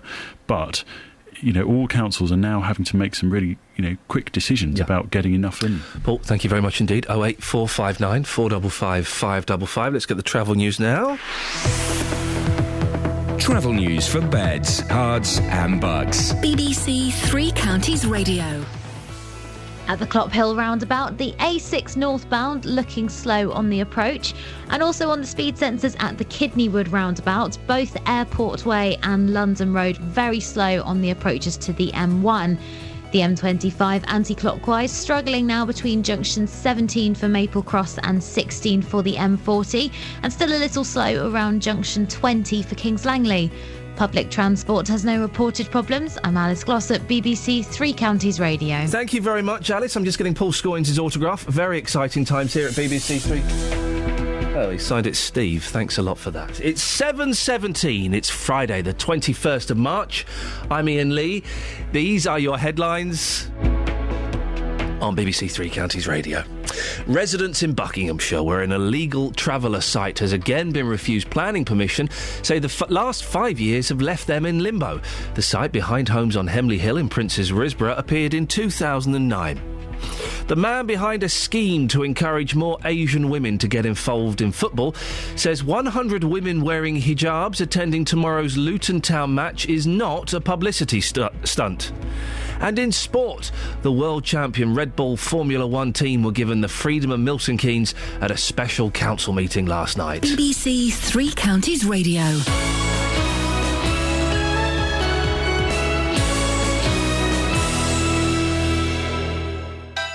Nick Coffer on BBC Three Counties Radio. How about a bit of murder and death, particularly local murder and death from the 19th century? I mean, one of the crimes in the book, I think there's a potential there for miscarriage of justice. Here until 3 o'clock this afternoon. More great music to come in the next 2.5 hours. Every once in a while, I like a little bit of epic on this programme. Nick Coffer. Today, I'm just outside of Aylesbury at Stoke Mandeville. I'm at Hula, which is an animal rescue centre in the paediatrics ward of the L&D Hospital. I'm in St Albans. Nick Coffer, weekdays from 12 on BBC Three Counties Radio. He gets around, Nick. He gets around. Now, earlier on, we heard from Butch Fazal from the National Asians in Football Forum. He's behind an initiative that's sending over 100 women in hijabs to Kenilworth Road tomorrow to watch Luton Town take on Chester. Love to get your thoughts on this. 08459 455 555. Well, we sent our Luton Town correspondent, Justin Dealey. Man, he don't shut up when it comes to that football team. We sent him out and about to find out what fans thought. There's no problem about that whatsoever, and I think it's great for football. I think it's a good idea. Whether it will work, I don't know. I think people might take the mick, to be honest, because you don't really see people like that going to a football match like on TV. Yeah, I think it is a good thing. Yeah, I mean, hopefully they'll go down there and they'll enjoy it and they'll see the culture of football is completely different. Do you know what I mean? There's always a mindset that is quite very intimidating. The chanting and that goes on at football matches, but if they could overcome that. Well, we spoke to Butch Fazal earlier on. He says it's a very exciting step. This could be the start of something fantastic, and I hope that everybody gets on board, and I hope that everyone gets behind it. And the little bit of Mickey taking, well, there's misconceptions on both sides, really. You ask the South Asian community what it's like to be in a football stadium, but the majority of them don't know. But all they know is what they've heard in the past. Well, joining me now is writer, journalist and feminist activist Suswati Basu. Good morning, Suswati. Morning. How do you feel about this? 100 women in hijabs being kind of plonked at one end of Luton Town Football Club.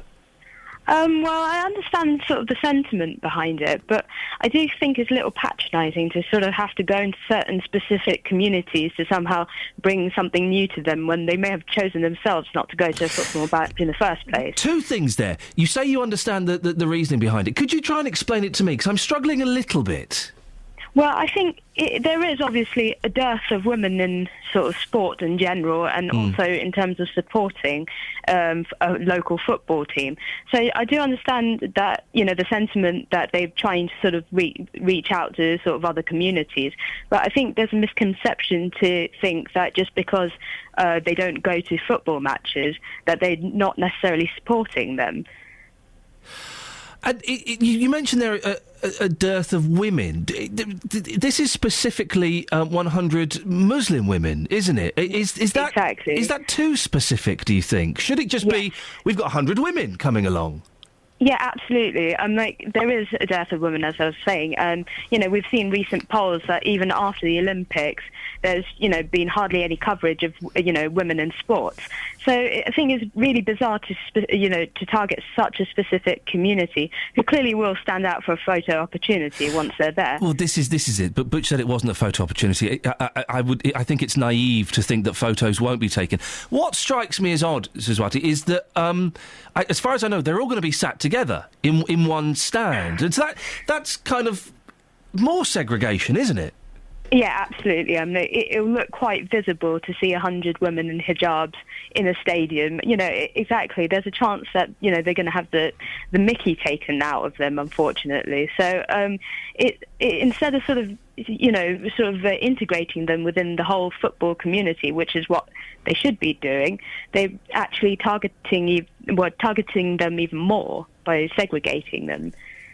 You mentioned that the potential for bullying. The only football match I've ever been to in my life, and boy, what a hellish experience it was Luton Town versus Millwall, where Luton Town mocked the Millwall supporters for living in caravans, and then the Millwall supporters started chanting back, "Where's your Taliban?"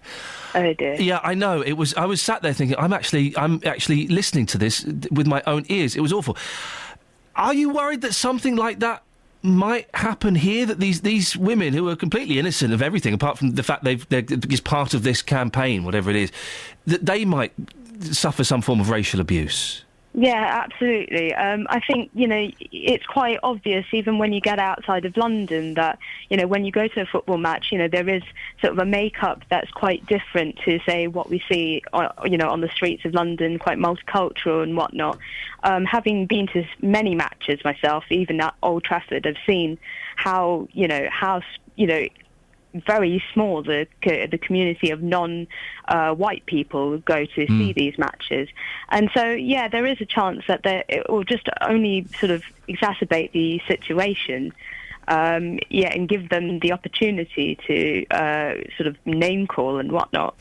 Why do you think these women, and I guess because it involves 100 women wearing hijabs, I have to speak specifically about them in this. Why do you think they're not going to football matches anyway? Is it because they're afraid to? Is it because they don't want to? Is it because they don't like football? Well, I think it's a bit of a mixture, to be honest. There is a sort of cultural difference, but, having been brought up in a community where I have seen lots of, hijabi playing football women, it's really sort of unfortunate that they've just taken this sort of stereotypes, so to speak. So in this case, it seems like they're reinforcing this stereotype that, basically Muslim women are not interested in football when there are plenty of women who are. There must be a way of doing this, Suswati, without making 100 women feel like plums. Yeah, I think giving them the opportunity, meaning just leaving it there with them rather than forcing 100 women into a stadium, they'll make that choice for themselves rather than, just waiting for someone to take them there. It's a little bit condescending, to be honest. Suswati, I appreciate your thoughts on this morning. Thank you. Journalist, writer, feminist activist, Suswati Basu, over to you. 08459 455 555. The idea, as far as I can tell, comes from a good place. It comes from a good heart. It comes from wanting to integrate people, as far as I can tell. It just seems to me a little ham-fisted. A little bit... it just feels like it's not quite been thought through. And I think when we spoke to Butch earlier on and he said it wasn't a photo opportunity, oh, sir, au contraire. I think 100 hijabi-wearing women in a football stadium, that's a great photo opportunity, and you know it. But what is it trying to achieve? Integration, racial integration, female and male integration? It seems a little muddy and a little bit confusing, and I can't quite work out how it sits me. If they want to go, then go. Fine. What do you reckon? 08459 455 555 is the telephone number if you want to have your say on that. You can also go to facebook.com/BBC3CR. Now is an excellent time as well to tell you, dear listener, there'll be a new podcast coming out later on today. Yeah, that's right. We're all jumping on the tables with delight and punching the air. And if we were cowboys, we'd be tossing our hats up in the air and then shooting them with guns. Toss, bang, bang, bang. That's what we'd be doing now. But the podcast comes out every week. And I've got to say, we've had something like almost 150,000 downloads of the podcast since we started doing it last year. Almost 150,000 downloads. That's crazy. For a local radio station, I've got a feeling we may be one of the only podcasts from a local BBC radio station. There aren't many. We've certainly got the most downloads, so thanks for that. But almost 150,000 downloads. It's brilliant, so thank you. You can get it two ways. You can go to the BBC Three Counties website and get it there. You can get it three ways, actually. I'm going to spoil you. Yeah, there's a third way. You can go to iTunes and type in Iain Lee, IAINLEE at bbc.co.uk. And then the sneaky thing I do is I then put it on the BBC Three Counties Facebook page. And what I do is you can press a button so that it highlights it. So you pin it to the top so it stays to the top. So when they're doing, like Treasure Quest or something like that at the weekend, their posts go below the podcast post. Sneaky. And then one of the young kids, like Ollie or something, will go, "Hey, hang on a second, what's going on here? Oh, you cheeky old so-and-so." And then he'll undo that. But so it's for a little while, it's at the top of the Facebook page. Thanks very much. It's like hacking the Pentagon, kind of. Kind of. No one hacks the Pentagon anymore. There was that fella from North London, Gary McKinnon. Was it Gary McKinnon? Mm-hmm. How did I... Was it? You're saying it as though... Yeah, it was. Was it? Was it? Yes. Right. Mum's local. Yeah, I know. I'm very vocal. We know. We've spoken to her. Since Gary McKinnon, hackers have bottled it. Or maybe they just don't tell us about them anymore. I think they spoil it for themselves by making all those films in the 80s showing how they'd done it. Yeah, well, I blame Matthew Broderick for that. Pesky Matthew Broderick. Oh, wait, is he still married to the woman who looks like a horse? Whoa, Sarah Jessica? Yeah, that's the fella. He is. She's got a horse face, as has Celine Dion. There's nothing wrong with it. It's like the posh woman from Location, is porcine. No, it does. She's got... and I don't... It's not an insult. It's a descriptive term. Some people do look like animals. Yeah. It's just the way of the world. Some people look like hamsters. I know a cow. Can you phone up and tell us someone who looks like an animal? 08459 455 555. I'm doing that bit. Yeah, but I'm enjoying the phone-in, so I'm going to... It's a good phone-in, isn't it? It's a really good one. Yeah. I think I look a bit like a baby lion. You do a bit. You do. Now you mention it. Yeah, we call them cubs. Lion cubs. Cubs. Yeah, lion cubs. She's got the main thing going on, so maybe she's a juvenile lion. Yeah, could be. I think. What would you be? You'd be I tell you what you look like. Yeah. One of them. Meerkats. Yeah. What's Cass? Let's have a look.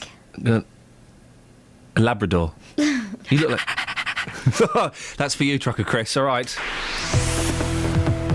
Travel news for beds, cards and bugs. BBC Three Counties Radio.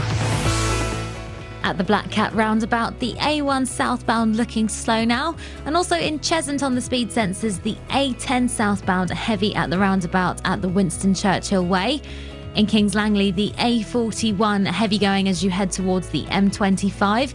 And then on the M25 itself, anti-clockwise, very slow between junctions 17 for Maple Cross and 16 for the M40. Public transport has no reported problems. I'm Alice Glossop, BBC Three Counties Radio. Across beds, hearts and bugs. This is BBC Three Counties Radio.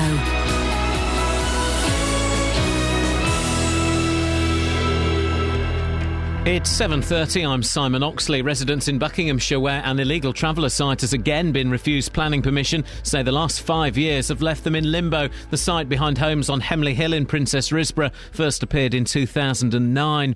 The man behind a scheme to encourage more Asian women to get involved in football says 100 women wearing hijabs attending tomorrow's Luton Town match is not a publicity stunt. And ships and planes have resumed their search for debris that may have come from the missing Malaysian airliner. Three Counties Sports. BBC Three Counties Radio. Tottenham are out of the Europa League after a 2-2 draw away to Benfica in Portugal saw them go out 5-3 on aggregate. This morning, Manchester United and Chelsea are in the draw for the quarter-finals of the Champions League. They're joined by Spanish trio Real Madrid, Barcelona and Atletico Madrid, German sides Bayern Munich and Borussia Dortmund, and the French team Paris Saint-Germain. In tomorrow's matches, there's a Hearts-Bucks derby as Stevenage host MK Dons. Stevenage without injured skipper John Ashton, whilst the Dons have Stephen Gleeson suspended, but the visitors could include on-loan Swansea forward James Loveridge. Ahead of their championship match at playoff hopefuls Wigan, the Watford manager Beppe Sannino has been contrasting their home and away form. At Vicarage Road, Watford have won their last 6 and haven't conceded in over 10 hours. But away from home, the Hornets have gone 13 games without a win. There's difference between the home form and the away form. When we play at home, we play always 20-30 meters more higher. When we play away, we drop a little bit, and I think that there is also a fair question. In League Two, Wickham are waiting on the fitness of strikers Matt McClure and Stephen Craig ahead of the home game with leaders Rochdale. And conference leaders Luton look set to be without the influential Luke Guttridge for the rest of the season as they prepare to welcome Chester to Kenilworth Road.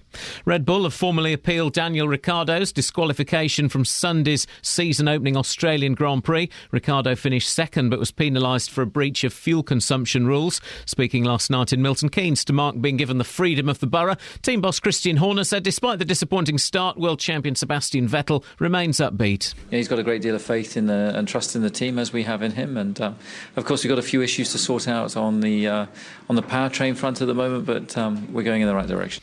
BBC Three Counties News and Sport. The next full bulletin is at 8. Text 81333. Start your message with 3CR. Text will be charged at the standard network rate. BBC Three Counties Radio. Morning, lots to talk about this morning, including we're talking about travellers, we're talking about 100 hijab-wearing women going to a football match. It's being done to kind of promote integration, and but they're all going to be sat together in a separate stand, which is kind of more segregation, isn't it? The idea, I think, comes from a nice place, but it feels like it's perhaps a little bit heavy-handed. 08459 455 555. On that, let's talk to Steve in Luton. Morning, Steve. Hello. Hello, Steve. Yeah, you alright? I'm alright. Steve, how you doing? Yeah, I'm good myself. Yeah? What I was just calling today is about the hijab thing. Oh, yes, Steve. Me, myself, I'm a principal of Barnfield West Academy. Right. Like, acting. And what it is I myself is also a PE teacher. You're a PE teacher? Yeah. How really? Yeah. So how long did you study? It's funny, because I very nearly became a PE teacher, but you have to study for a long time, don't you? Oh, I don't even want to talk about it. No, I bet you don't, but we're going to. How long did you study for?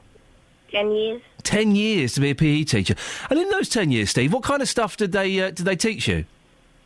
Well, they taught you about a lot of, obviously, physical education, but also... Yeah, but PE, that's what it stands for. But what it is, you also have to, what do you call it? You have to have 2 subjects to be a natural teacher. OK, so what were your other 2 subjects? Mine was PE. Yeah, physical education. And then it was also PSHE. PSHE? What on earth is that? It's, haven't you heard, like, health and social? So no, PSHE, no, I've not heard that. So you studied that for 10 years? Yep. That is insane. Yeah, that's insane. And also, one of the big things that when I was looking at being a PE teacher is the physics about Sportingtons, isn't it? Yeah. Yeah. There's a lot of the physics about Sportingtons, and that's kind of what put me off. Well, if you managed to do things, yeah. You know... How did you do in the physics about Sportingtons? Sorry? What grade did you get in the physics about Sportingtons? Well, I got one of the highest grades. Really? Yeah. That is nuts, because that's what totally put me off. Yeah, I know. I studied, and it all pays off in the end. Yeah. Did you do muscly studies? Sorry? Did you do muscly studies? Yeah. Yeah. What about pumping? No. You didn't do pumping. I think pumping was optional where I was. OK. So, Steve, you studied all of this for 10 years and now you're a PE teacher, are you? Yeah. What age did you start studying, Steve? 18. 18. So, and how old are you now? 35. How old, sorry? 35. 35?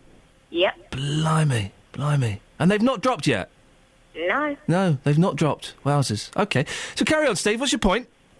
Right, well, what it is, me being a PE teacher, is that... How old are the kids you teach, Steve? Sorry? How old are the young people that you teach?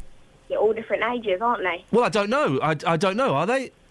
Oh, yeah, so it's from high school. It starts from about 11 or 12, and it goes up to, year 11. Do you not find, Steve, that people mock you for sounding like a 12-year-old girl? What do you mean? Well, do you not think that some of the people... Because I remember being at school, and kids can be right little so-and-sos, can't they? And do they not take the mickey out of you for sounding like a 12-year-old girl? No. They don't? No. OK. What do they call you? Sorry? What do they call you, Steve? Well, definitely not my first name. No! I hate teachers that do that. Yep, there's a at my school. Her name's Mrs. Williams, and she lets them call her by her first name. No, we don't. I don't approve of that, Steve. Exactly. What are you teaching? You teaching today, mate? Sorry? Oh, flipping heck. Are you teaching today? Nah, it's my day off. You got your day off? Yeah. Yeah, because Fridays is a lot of sports teachers have days off, don't they? Yeah, a day off. Especially Sport Relief Day. Sport relief. So that means you get to be relieved and stay at home. Oh yeah. Beautiful. Oh baby. Because I would have thought they would have got sports teachers in on Sport Relief Day to make a big thing about it. But no, they let sports teachers have the day off. The day off. Well, because what it is, I had a couple of holidays for, a couple of days. Yeah. I haven't taken yet. Yeah, because teachers don't take days off in the week, don't they? Sorry? Who's covering for you? Oh, I don't know, because sometimes I just get from an agency. Yeah, PE teachers agency, yeah, of course. Yeah, they do that. And then you just get them in. So were you teaching yesterday? Yeah. What did you teach? We're teaching Amble. Amble? Yeah. Amble? Yeah. Amble? Yeah. Amble? You know what that is? Amble? You know what it is? Amble? Handball. Oh, handball. I thought you said amble. No, Steve, I don't. What's amble? Hold on a minute. Steve? Steve? Yeah, sorry. What amble is... What happened there, Steve? Where'd you go? Sorry? What happened there? I had to just go and get something. What did you get? Sorry? What did you get? Apple. Healthy. My breakfast. Go on, have a chomp on an apple. Go on. Sorry? I'll just say everything twice, shall I? Go and have a chomp on an apple. All right, hold on. He's gone again. Where's he gone? This is the most nuts and worst prank call I've ever had in my life. Steve? I ain't a prank caller. I didn't say you were a prank caller. I heard ya. Oh, cheeky. I didn't hear you eat an apple. Sorry? I don't think you've got an apple. I have. Go on, eat it now. I don't like apples. Sorry?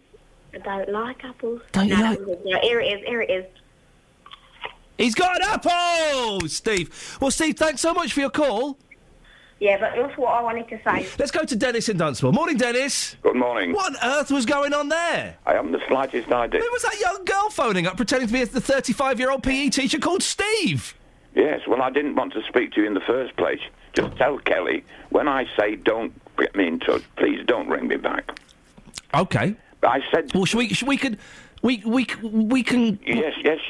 We can end it now. Right, just But no, we can end it now. If you don't want to talk to me, Dennis. I want to tell you something very nice, actually. Oh, but hang on a second. You just said you didn't want to talk. He says he doesn't want to talk, Kelly, and yet he's talking. No, don't get me wrong. I said to her, I rang in to say, you're not your usual daft self on a Friday morning, which I look forward to. No, listen. Whoa! I wanted to say... Denise! You're doing too... Denise! Listen, the other day you phoned up and said that I was being too much of a muppet, so I took that on board. I had a little discussion with Catherine Boyle over the Textington. And I agreed he was a muppet.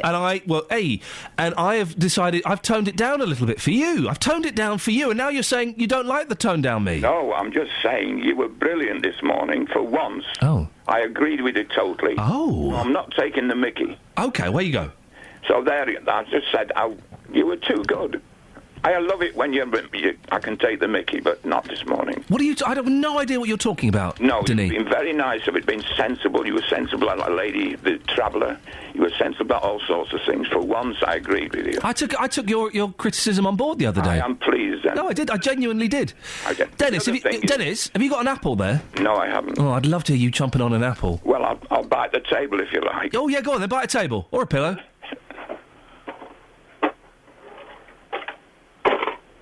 I've bitten the chunk out of it. Good lad, well done, you see? Now, yes. Just before you go too far, right? Yes.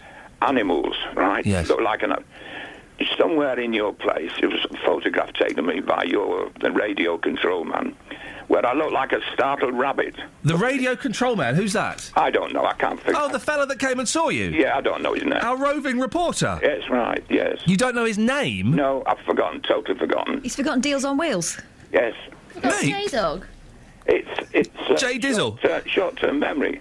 I've only just remembered your name. Thank you. Right. Anyway. Yes. Startled rabbit. But how's it short-term memory? Because he saw you ages ago. He's got short-term memory loss. Yeah. Yeah. I'm being told I look like an eye, but I can't Google eye. They're not very attractive. I wouldn't. They've got one very long finger. So have I. Oh, dear. Oh, actually, I see the resemblance. I can't get my blooming computer to Google eye. Hang on. Do you know what an eye looks like, Dennis? No, but if you want a finger, I've got one I can send you. Thank you very much indeed. What an unpleasant twist that phone call took. Very strange 15 minutes of the show. Let me Google an eye. Scott Bowk says I look like an eye. Oh, he's not far off. I do look like an eye. I can go with that, yeah. How do you spell that? A-Y-E. Aye. Oh, you do? I do a little bit. Do you know that the people that live in that area think that they're the souls of the dead? And they're frightened of them. Well, those people are idiots. They are, aren't they? A bit souls of the dead, for goodness sakes. Have you seen the finger, though? An eye. No. Google Eye's finger. Oh, for goodness sakes. These computers are too slow. I'll do it. Well, I won't be able to see it. I'll show you. Oh, wow. Yeah, there you go. Gervais used to say I look... Oh, God, look at the size of their fingers. Their fingers are nuts. Go and Google eye finger. Oh, my gosh, what is that? That's your homework, kids. Oh, my God, it's like a human hand, but like a deformed human hand. Gervais used to say I look like a cross between a Muppet Baby and Hugh Laurie, which I always found was a little bit... I thought that was a little bit... Oh, that's bang on. Oh, I don't... Oh, he gets it once again. Thank you very much indeed. And Eye's Finger. There's the Beds, Hearts and Bucks BBC introducing. I'm hoping that next week we play a track by Eye Finger and Bum Bum Pandora. Oh, Bum Bum Fandango, that was it, wasn't it? 08459 455 555. Let's get the travel news now. Here's Alice. Travel news for beds, cards and bugs. BBC Three Counties Radio. In Hitchin, the A505 heading towards the centre of town is slow going from Wibbly Wobbly Lane, and also the A5 on the speed sensors, both directions struggling around Dunstable.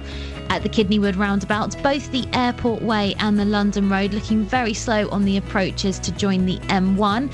And the M25 anti-clockwise very slow between junctions 17 for Maple Cross and 16 for the M40. Public transport's looking good. We've got no reported problems. I'm Alice Glossop, BBC Three Counties Radio. Thank you very much, Alice. We're all trying to work out, was Steve's call genuine or not? We may never know. Steve, if you're listening, maybe we'll speak to you next week. 7:45, Friday the 21st of March. I'm Iain Lee. These are your headlines on BBC Three Counties Radio.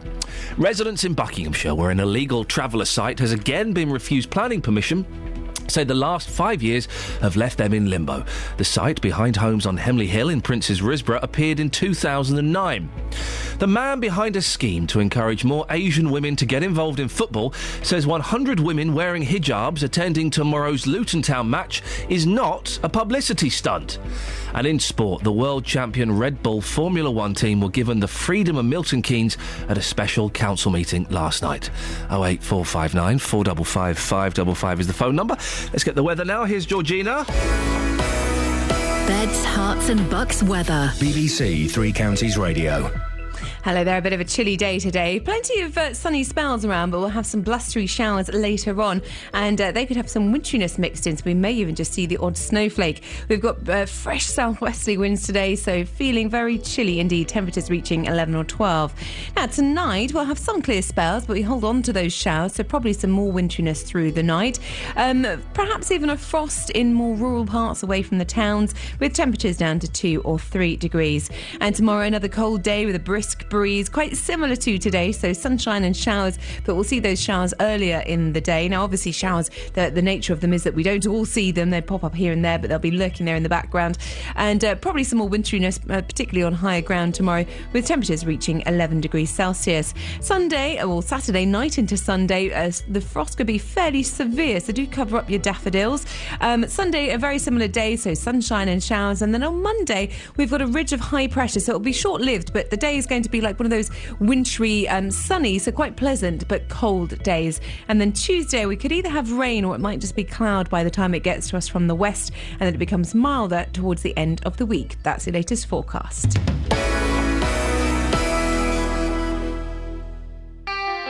BBC Three Counties Radio's big tour of Beds, Hearts and Bucks. I like behind the church, where you can walk round through the back of the church, right round over the broad walk there. Inviting everyone to where you live. We've been here as a family business for 40 years, selling to the high street. And all this week, we're featuring Newport Pagnell. There are lots of places you can see the sense of community. For instance, the Methodist Church just up here has a coffee morning. If you've got a story everyone should hear about, let us tell them about it. Come and enjoy the hospitality. There's always a smiling face. The big tour of Beds, Hearts and Bucks, featuring Newport Pagnell. Well, BBC Three Counties Radio. Later on, Justin Dealey will be at the home of the big tour, and I'm looking forward to that immensely. Phil has texted in, I don't think Steve was a PE teacher. The way he kept saying me, myself, they were clearly a member of De La Soul. Math says, Iain, unrestricted seating in the... this is about the 100 hijab-wearing women going to the Luton Town. Unrestricted seating in the Oak Road, so they do not have to sit together if they do not want to, and it is strength in numbers, perhaps. Fair play to them, so let's embrace them. Well, I don't think we're allowed to. If Andre Gray bangs in a cracker of a goal and the lady sitting next to me wants to jump up and hug me to celebrate, she get the same passion as anyone else. And Suzanne says, seems the only advantage of these women attending the Luton football match is that gate receipts will be up. Well, there you go. 08459 455 555 if you want to have your sound that. Let's have a look at the front pages of what I like to call the newspapers, shall we? Oh dear. The front page of the...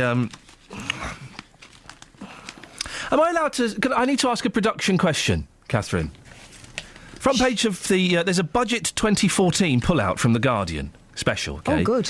Am I allowed to use 2 words? Gimp mask. I wouldn't. OK. Well, there's a cartoon of a gentleman wearing a mask that could be used for... A Mexican wrestler. With zips all over it. He's got a bedroom mask on. They do have quite elaborate... costumes. You wouldn't be allowed a zip in wrestling. Health and safety. Oh. It's not blooming the wrestler where they're allowed to. No. Yeah, anyway, you could graze someone quite badly with that. There's a gentleman wearing a bedroom mask. I don't quite know what that's got to do. Why? I don't know. I'm not going to read a pull-out special about the blooming budget. Is it a wall chart? Is it one of those? There's no wall chart. Oh. Wow, look at Roman Abramovich's beautiful girlfriend. Yeah. This is the Daily Telegraph. The Russian businessman Roman Abramovich has a home in London with Dasha Zhukova. I'd love to go out with a girl called Dasha Zhukova. This is my girlfriend, Dasha Zhukova. A critic of Vladimir Putin says the Chelsea's owner's assets should be frozen and property seized as part of the Crimea sanctions. Now, they're talking about sanctions, they're talking about freezing assets and stopping travel. Are they going to stop Roman Abramovich's assets? Are they? No, of course they're not going to. And also, you watch. David Cameron's talking tough about Russia. He won't do that much. He'll wave his hands around a little bit, but we can't do that much because we get all our oil from them, or gas, one of the two. Either way, if we upset Russia, we're screwed. But we can stand behind America. She's quite a funny shape. Is she pregnant? 2 million more pay 40 pence tax under coalition. Grant Shapps in a fix, 66. That's Matt. You smiled at a Matt. Well, you he wouldn't smiled smile at a Matt. He just gets it on the nose every time, doesn't he? He says what we're all thinking, but in a cartoon form. He does. Abramovich should face sanctions, says Putin critic. Cut down the salt. Oh, the Times, Scarlett Johansson. Ocean debris suggests missing jet was... Now, I've seen the photographs of this ocean debris. I couldn't see nothing. I saw 2 white shapes. But it looked like waves. And also, get this right, OK? It's a 4-hour flight from Australia. They can only have 2 hours there at a time because of the fuel if they're flying out there. The waves go up to 10 metres high. They're white peaks, so it's going to be difficult to spot anything that's white. And it's 4 kilometres deep there. They ain't never going to find that. If that plane is there, they're going to find a seat, possibly, and that's it. It's been 12 days as well. It's not been hijacked, has it? As much as we'd like to think those people are on a mysterious island somewhere, or even being held in a Pakistani village somewhere, they're not. Those people aren't never coming back, unfortunately. The latest theory I saw in the newspaper was that they'd had some sort of pressure failure and everyone had passed out, so they had gone off course that way. What about... I thought the co-pilot dude was giving coded messages. They are... if you listen carefully, you can hear the sound of straws being clutched at. I don't even think the Malaysian government know what's going on. For a while, I thought they were in on it. I don't think... We talked about the conspiracy theories the other day. Actually, I just think that something really weird has happened. The plane went crazy. It went off course. They're all dead. I hate to say it, but they're all dead. They're not going to come back. Horrible, isn't it? I mean, it would be great if one of those people was found walking naked through a random city with no memory whatsoever. And that's kind of what I think people are sort of hoping will happen, that something mysterious and Lost-esque is going to happen. It's not. Is that what happened at the end of Lost? It might as well have been. The end was rubbish. 6 years of my life I wasted on those. I only gave it 2 series. I say wasted. I got paid to go to Hawaii a couple of times, so it wasn't completely wasted. But, I mean, seriously, guys, come on. Joyce is in Leagrave. Morning, Joyce. Good morning, lovely morning. Merry morning. What would you like to say, my dear? Well, why can't they get a psychic to look where that plane is? You know, the old-fashioned way. Sorry, the old-fashioned way? Yeah, you know, you get these psychics saying, is this or whatever. Anyway, I did ring up to say I had to come to the phone this morning because you, yes, I think, should say to us all, now we're going to have a few seconds of relaxation. Oh. Because you sounded like you went, on the radio. When did I do that? Just now, before I rang in. Okay. You went, Do you want a few minutes of relaxation, then? I think everybody could. Okay. We could all do it together and smile, couldn't we? OK, let's have a few minutes of relaxation. You going to join me, Joyce? I am. You going to join me, team? Yeah. Okay. Yeah, do you want some music, or are we just going to do we just do it to Acapulco. Okay. So take your top off. Whoa. That's what it means. Right, you ready, Joyce? Yes.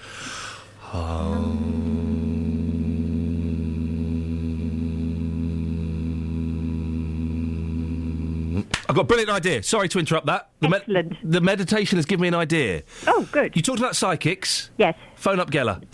Oh, yes. Phone up Geller now. Let's get Geller on. Bye-bye. Well, he should just... Thank you, ring Joyce. us. If he's psychic, he'll know we want him on. So Let's give us a call. Let's get Geller on. Call 08459 455. Don't even give him the number. He knows it. He's psychic. Because Geller was banging on about this, wasn't he, the other day? He said he's been called by the authorities. Yeah. He's probably in Malaysia now. Yeah, yeah. But do you know what, Geller, this is true. He used to make millions of dollars in the 70s because oil companies would hire him to, divine for oil. To douse? Yeah. He could only douse for water. No, he can douse for oil, and he would do it with maps, and sometimes he'd do it in helicopters, and he'd go, you have to drill down there will be lots of oil. And there would be. Sometimes they wouldn't. I told you about what he did to Luke Ashmead's wife. Sorry? He made her go into labour. Oh. He made her have a baby. Wow. Well, I think Luke made that happen, but yes, she was going over her time, yeah. And so we rang Uri Geller, yeah. And he got the whole of Milton Keynes to say, give birth. Yeah, that would 6 days later she did. Wow, so 6 days later it's almost... Was she pregnant? Yep. Because if she wasn't, that's a better story. You're not diving to dial up Geller's number, I can see. Well, I'm waiting for him to bring us. He's psychic. The front page of the Daily Mail, stampede to escape raw deals on pensions. And how the other Stones called Lorraine Yoko. Hey, nice one, guys. You know that woman who killed herself because she was really depressed? Let's start attacking her now, shall we? 2 disgusting stories. Is that Geller phoning up? No. Oh. 2 disgusting stories in the Mail today about Lorraine Scott, who killed herself. Shame on you, Daily Mail. This week, you really have scraped the bottom of the barrel. There's a story in the Mail about how we only know who Lorraine Scott is because she was going out with Mick Jagger. Yeah, I only know who she is because you put a picture of Mick Jagger on the front page of your newspaper moments after he found out this woman had died. So don't you start then having a go... Oh, the Mail's got me angry. Daily Express, missing jet, the final moments. And Maddie, police inundated with new clues after TV appeal. And The Sun really... Sorry, I'm sniffing. I've got a bit of a cold. The Sun really... forget Frost Nixon. It's Corden versus Cameron. So James... Is that his name? David Corman. No, James Corden is guest editing The Sun today. Wowzers. I mean, it does make you think, doesn't it? 08459 455 555. And in St Albans. Oh, this is about the football match. The 100 women wearing hijabs are going to a Luton Town football match this weekend. Sorry, I think this is a gimmick which I fear could go horribly wrong. There will be banter, some innocent, but some aimed at making them feel bad. How will they cope? And importantly, how will the families, husbands, sons, etc., react to any negativity? I shudder to think, as there is already unrest in some areas. To me, it feels as though they are being led into a situation which could set community relations back, not forward, as is hoped. Well, will there be banter? And by banter, I'm assuming you mean racist banter. Will there be? I mean, there was the only football match I went to. It was coming from Millwall, directed at Luton Town. Where's your Taliban? Was the chant. But is it a bit patronising to say some aimed at them, making them feel bad? I don't know. I don't know if it will affect them or if there will 100 women defiantly going, I don't give a monkeys, mate. 08459 455 555. Andy in Luton says, Iain, Luton Town Football Club is a football club, not a political party. Stay away from our club. Well, yeah. Do you know what? I can't quite get my head around this one. I can't, and it's not because I don't like football. It's because I'm not a massive fan of big kind of gestures like this. I can't work out if this is a great idea that will be very, very helpful to the community, or if it's just a ridiculous publicity stunt that's going to do more harm than good. I need your help, dear listener, to get my head around this. 100 women wearing hijabs are going to go to Luton Town Football Club this weekend. Is that the most ridiculous, patronising idea ever that could end in trouble? Or is it quite a nice thing that's going to encourage women, encourage Asians to go to football and encourage integration? See, it can't encourage integration because the 100 women are sitting separately from the other fans. They're sitting in the away stand. 08459 455 555. Travel news for beds, cards and bugs. BBC Three Counties Radio. In Bedford, the Bromham Road looking slow heading towards the centre of town from Biddenham. And also in Hitchin, the A505 and also the A605, both looking slow heading towards the centre of town. At the Kidneywood roundabout, the London Road is really struggling on the approach to the M1 and the M25 anti-clockwise, very slow going between junctions 17 for Maple Cross and 16 for the M40. Public transport has no reported problems. I'm Alice Glossop, BBC Three Counties Radio. Thank you, Alice. If you want to take part in the show, now's an excellent time to call. 2 of the lines are free. 08459 455 555. We'll talk more after the latest news and sport with Simon Oxley. Local and vocal across beds, hearts and bucks. This is BBC Three Counties Radio.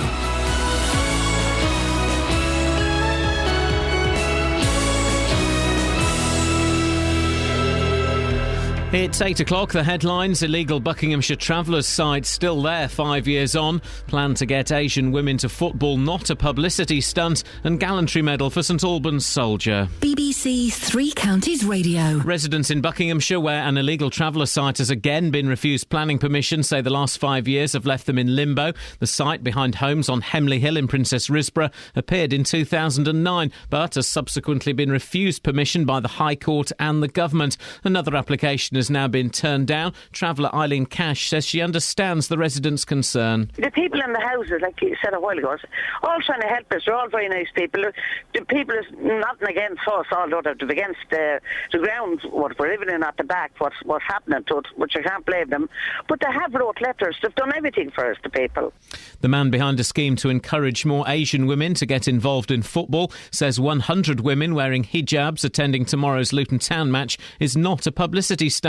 Butch Fazal told Iain that headscarves to football scarves is a genuine attempt to get the Berry Park community to go to Kenilworth Road. It's not a photo opportunity. It's not a one-day thing. It's about a sustainable, effective programme that's going to stand the test of time. 100 women in headscarves all sat together at a football match in Luton Town isn't a photo opportunity. That's what people think that it's about, but it's not about that. It's about it's the next generation of supporters. And a lot of them come from that catchment area, but have never been to the ground. Aircraft and ships from several countries have resumed their search for debris that may have come from the missing Malaysian airliner. They're braving appalling weather conditions in the southern Indian Ocean after Australia released satellite images of two objects in the water there.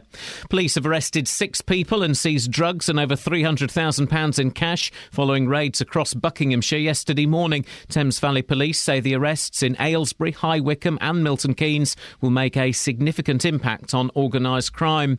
A young St Albans soldier and a friend who helped him when he was shot in the neck in Afghanistan have been given military honours. Lance Corporal Simon Maloney receives the Conspicuous Gallantry Cross, the most prestigious medal after the Victoria Cross. More from Carol Abercrombie. 23-year-old Simon Maloney of the Blues and Royals was shot in the neck by an Afghan insurgent. Wes Masters, who's 25 from the Royal Army Medical Corps, crossed open ground under heavy fire to help him. Lance Corporal Maloney says he played down his injury when he told his mother back home in St Albans, just saying he'd hurt his neck.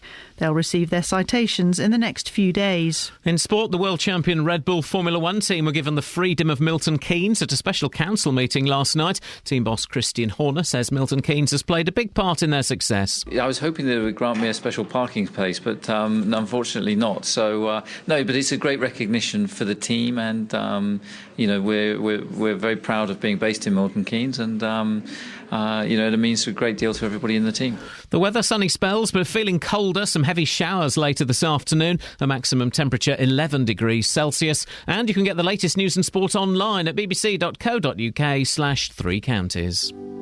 BBC Three Counties Radio's big tour of beds, hearts and bucks. It's always been a lovely town. Inviting everyone to where you live. It's a welcoming town. I think if you moved here and didn't know anybody, you would settle in quite quickly. All this week, we're featuring Newport Pagnell. A lot of my family live here, so sometimes we go out with them in the pubs or to the restaurants and things. The big tour of beds, hearts and bucks. BBC Three Counties Radio.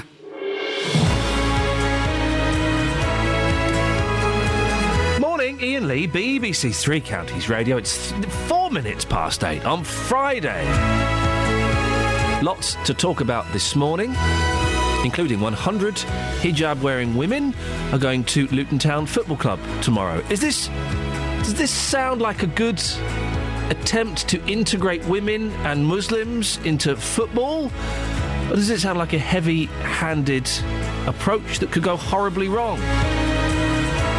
Talking this morning as well about travellers. If you want to call in and tell me what animal you look like, then you can do. Facebook.com/BBC3CR. You can send me a text, 81333, start your text 3CR, or you can give me a call, 08459 455 555. Across beds, hearts and bucks. This is BBC Three Counties Radio. Howard's called in. You're on the M1. Morning, Howard. Morning, son. Howard, what would you like to say? I'm just rubbing my head this morning about these ladies attending the football tomorrow. Yeah, go on. I just find it a little bit weird, that's all. Why is it weird?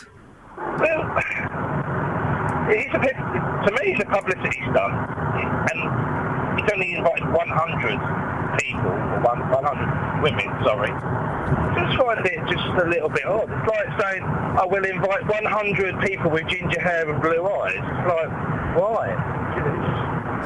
Well, I think people with ginger hair and blue eyes do go to football matches. I don't think particularly that Asian women are often seen on the terraces, are they? And this is apparently an attempt to encourage them to come. What? I don't know. I just don't get it, mate. I'm sorry. Howard, I'm going to let you go because the line is awful. It sounds like you're driving along, but thank you very much indeed. 08459 455 555. Apologies for the sniffing. I'm getting a cold. I've got a cold. This is what happens when you have two boys, 4 and 2, who are sneezing all the time, and then they start blowing raspberries, and you realise that your face is covered with spittle. And I was trying to say politely, boys, could you stop doing that? And then I got their lurgy, basically. That's what happened.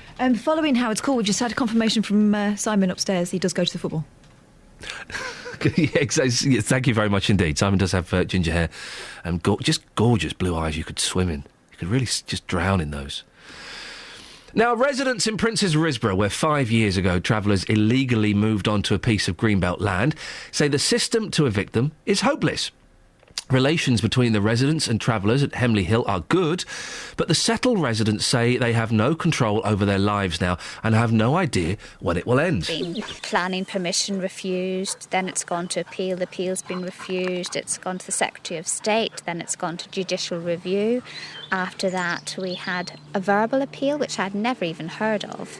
And there was High Court. This was a High Court appeal in the name of one of the travellers who sought to get part of the planning decision overturned. That was refused, and the travellers were given 18 months from then to leave the site and return it to its original condition. Are you hopeful that this will be the end of it then? Well, we hope so, but then of course we had a big shock when another plan was put in, and that one has been refused. It's exactly the same type of thing, except it's for 4 pitches instead of 9.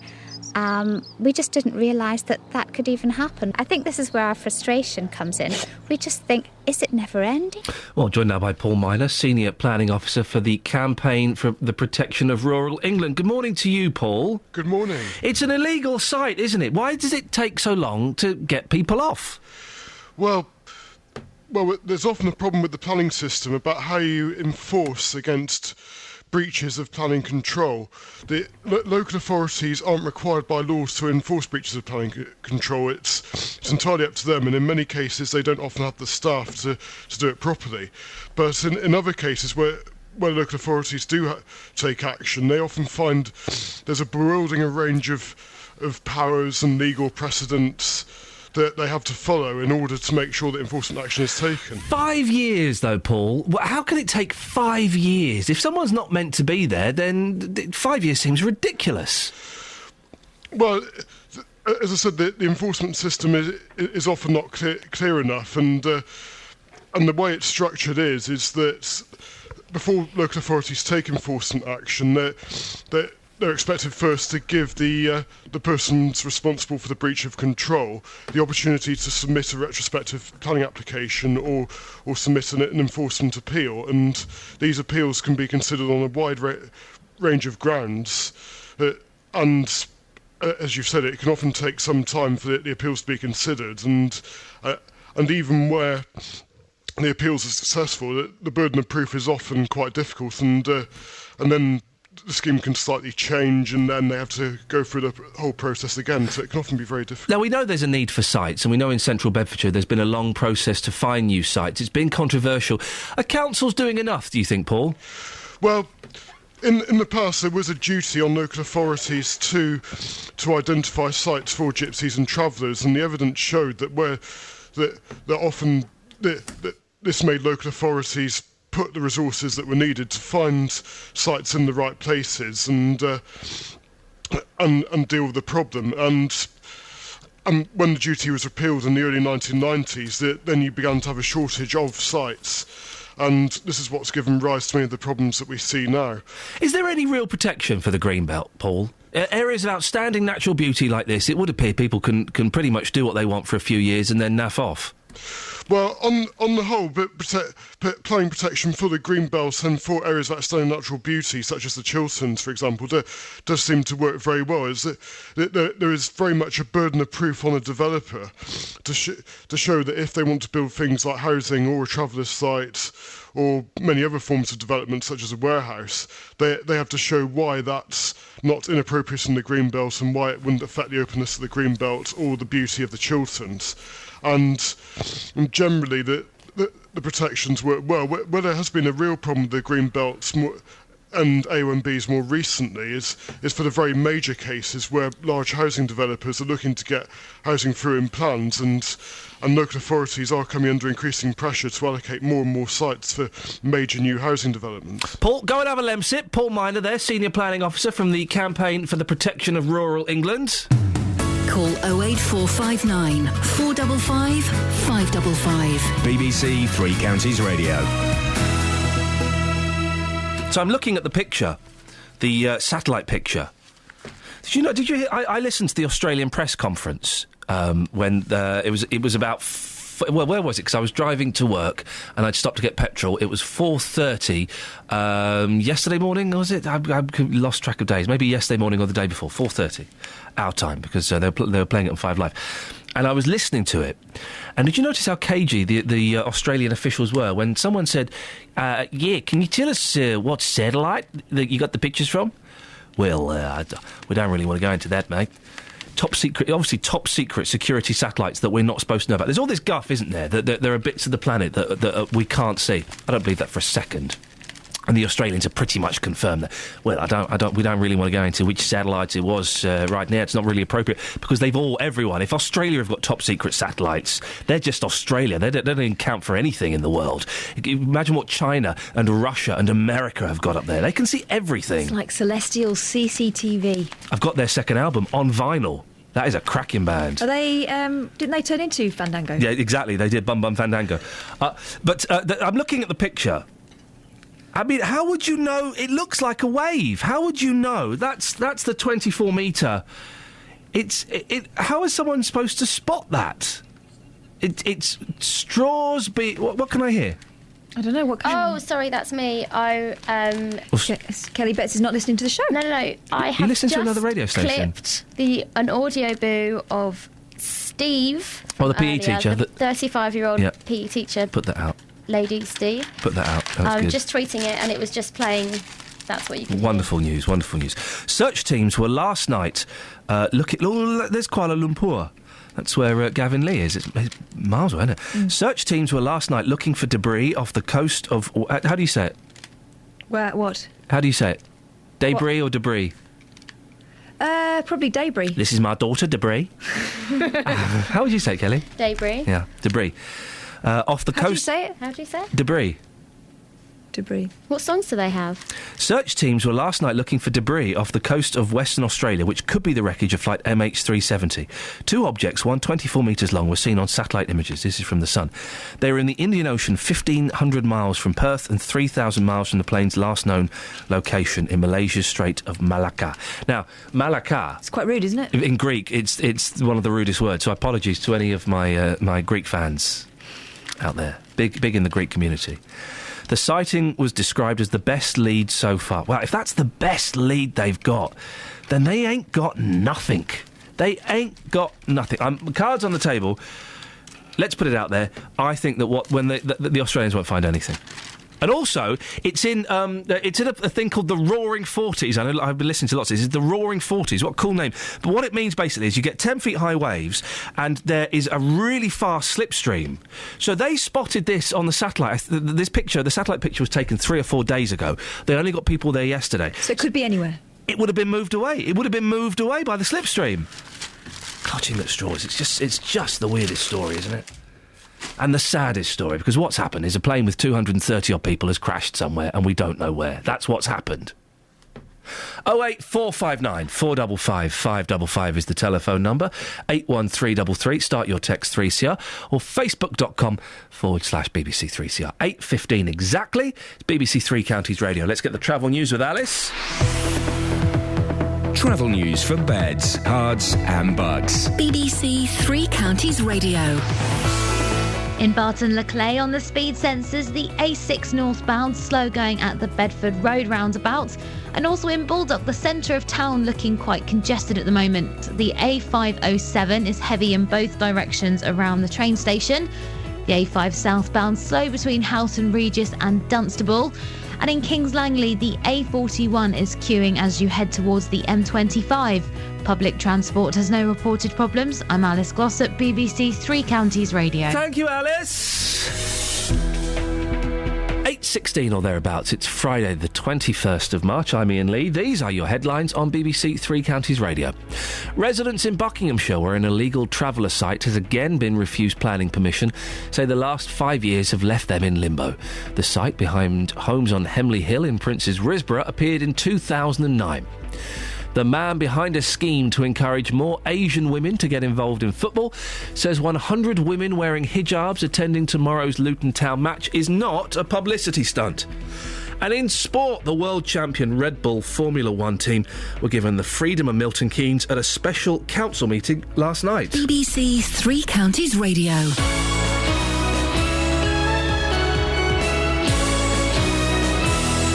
On BBC One, the worlds of entertainment and sport relief collide. Beckham meets the boys from Peckham in a very special Only Fools and Horses. If I asked you to go out into the high street wearing a sarong, would you? Well, the Paralympians do Strictly. My head is racing like you have no idea. Team Bishop takes on Team Co. John Bishop, be very afraid. Live from the Queen Elizabeth Olympic Park. Sport Relief. Tonight from 7 on BBC One and BBC One HD. Now, dear listener, basically, well, you speak. What? You see? Who's this butch man that's come in? We're both, I sense, close to death. Yeah, very much so. This is what you call a touch of man flu. Well, I don't know, but see, I think that men feel pain and discomfort differently to women. Really? So that when we get colds, what if we were more physically incapacitated by them than women? So it's not us just being, oh, no, I'm not well. Actually, it had more of an effect. I thought there was a medical study done recently where they said that men do get worse colds than women. Why not? Why not? Yeah. I'll go with that. I'll take that, yeah. I think so. It's scientific fact. Oh, I had a terrible night. I had one of those terrible nights. You sound like Phyllis. Do I? Oh, person. I love the way I can just say you sound like Phyllis and you know exactly who I'm talking exactly about. who you mean. Person love. You had a terrible night. Why was that? Oh, well, just this cold. Yeah, You can imagine. It was one of those nights, you know. We've all been there. Night nurse. Oh, no, I couldn't. Good swig of that. Ooh, really? Yeah. Oh, I'd make no sense today if I'd had that. Now, listen, what's on your show this morning? Well, coming up on the big phone in this morning from 9, I was very interested in your interview you did with Eileen Cash. Residents in Prince's Risborough are so keen to help the town's 3 remaining travellers to move on, they're filling out their council house forms for them. An illegal camp was set up there 5 years ago, and while the settled community insists that they do get on perfectly well with the travellers, they're frustrated that the eviction process is taking so long. Eileen Cash is one of the 3 remaining travellers, and she says that when their community bought the land back in 2009, they had no concern about Greenbelt land or the beauty of the area. Yes, she did say that. She thinks it's very unfair to ask them to leave. So the message I got from her in your interview earlier was that she really feels very hard done by, and she thinks that the travelling community have a tough time because, you know, this is land that they bought. Admittedly, it was agricultural land, but it was land that they bought. All they wanted to do was live there and enjoy their lives on there, and they've been stopped from doing it. Well, from 9 this morning, I want to hear your views on this. Do you feel sorry for travellers? It does appear that every time travellers seem to set up home somewhere, it's only a matter of time before the settled community organise a petition or start campaigning to the council to have these people moved on. Would you feel sorry for travellers? Do you think we are unnecessarily nasty to them and we're always trying to force them on to the next place? or perhaps you don't have any sympathy whatsoever. Perhaps you think travellers, they bring this all on themselves. They insist on buying agricultural land that they know they can't live on, and then just trying to break the rules by setting up home there. 08459 455 555. From 9, do you feel sorry for travellers? Across beds, hearts and bucks. This is Iain Lee. BBC Three Counties Radio. Ah, dear. Now, we've got some texts on the 100 hijab-wearing women going to Luton Town Football Club. Iain, I think it's a great idea that the Muslim women are attending the Luton game. It's a great way for the town of Luton to have the town in harmony. I do hope the laddies, I think Tony means ladies, are going to be wearing orange headscarves in support of Luton Town Football Club. Good on the club for making this happen. We need more women at games. Match days are mainly white, male-orientated. We have a diverse community in Luton, but not at the club. Phil says, Iain, bound to be non-racist banter from simple songs such as Who Are You? Definitely a publicity stunt. And Chris in Bedford says, not all women, not all Muslim ladies wear the hijab. So the 100 Muslim women all wearing hijab does sound more like an orchestrated photo stunt than an effort to integrate. Catherine, did you put your hand up or are you stretching? Yeah, you pronounced that song wrong. It's not Who Are You? It's Who Are Ya? Oh, Who Are Ya? You read that one. Yeah, I know. I'm not gonna. I'm gonna say Who Are You? Who are you? What's the song called? It's called Who Are You? Who are you? Who are you? Dooby-dooby-doo. Now, we're talking about this because there is a campaign to get more women, more Asian women, into football. Well, what's happening is the organisers are going to get 100 women in hijabs to sit in the Oak Road end at Kenilworth Road. More than 100 women from the local South Asian community will be treated to an afternoon in the stands at Luton Town versus Chester tomorrow as part of an initiative entitled From Headscarves to Football Scarves.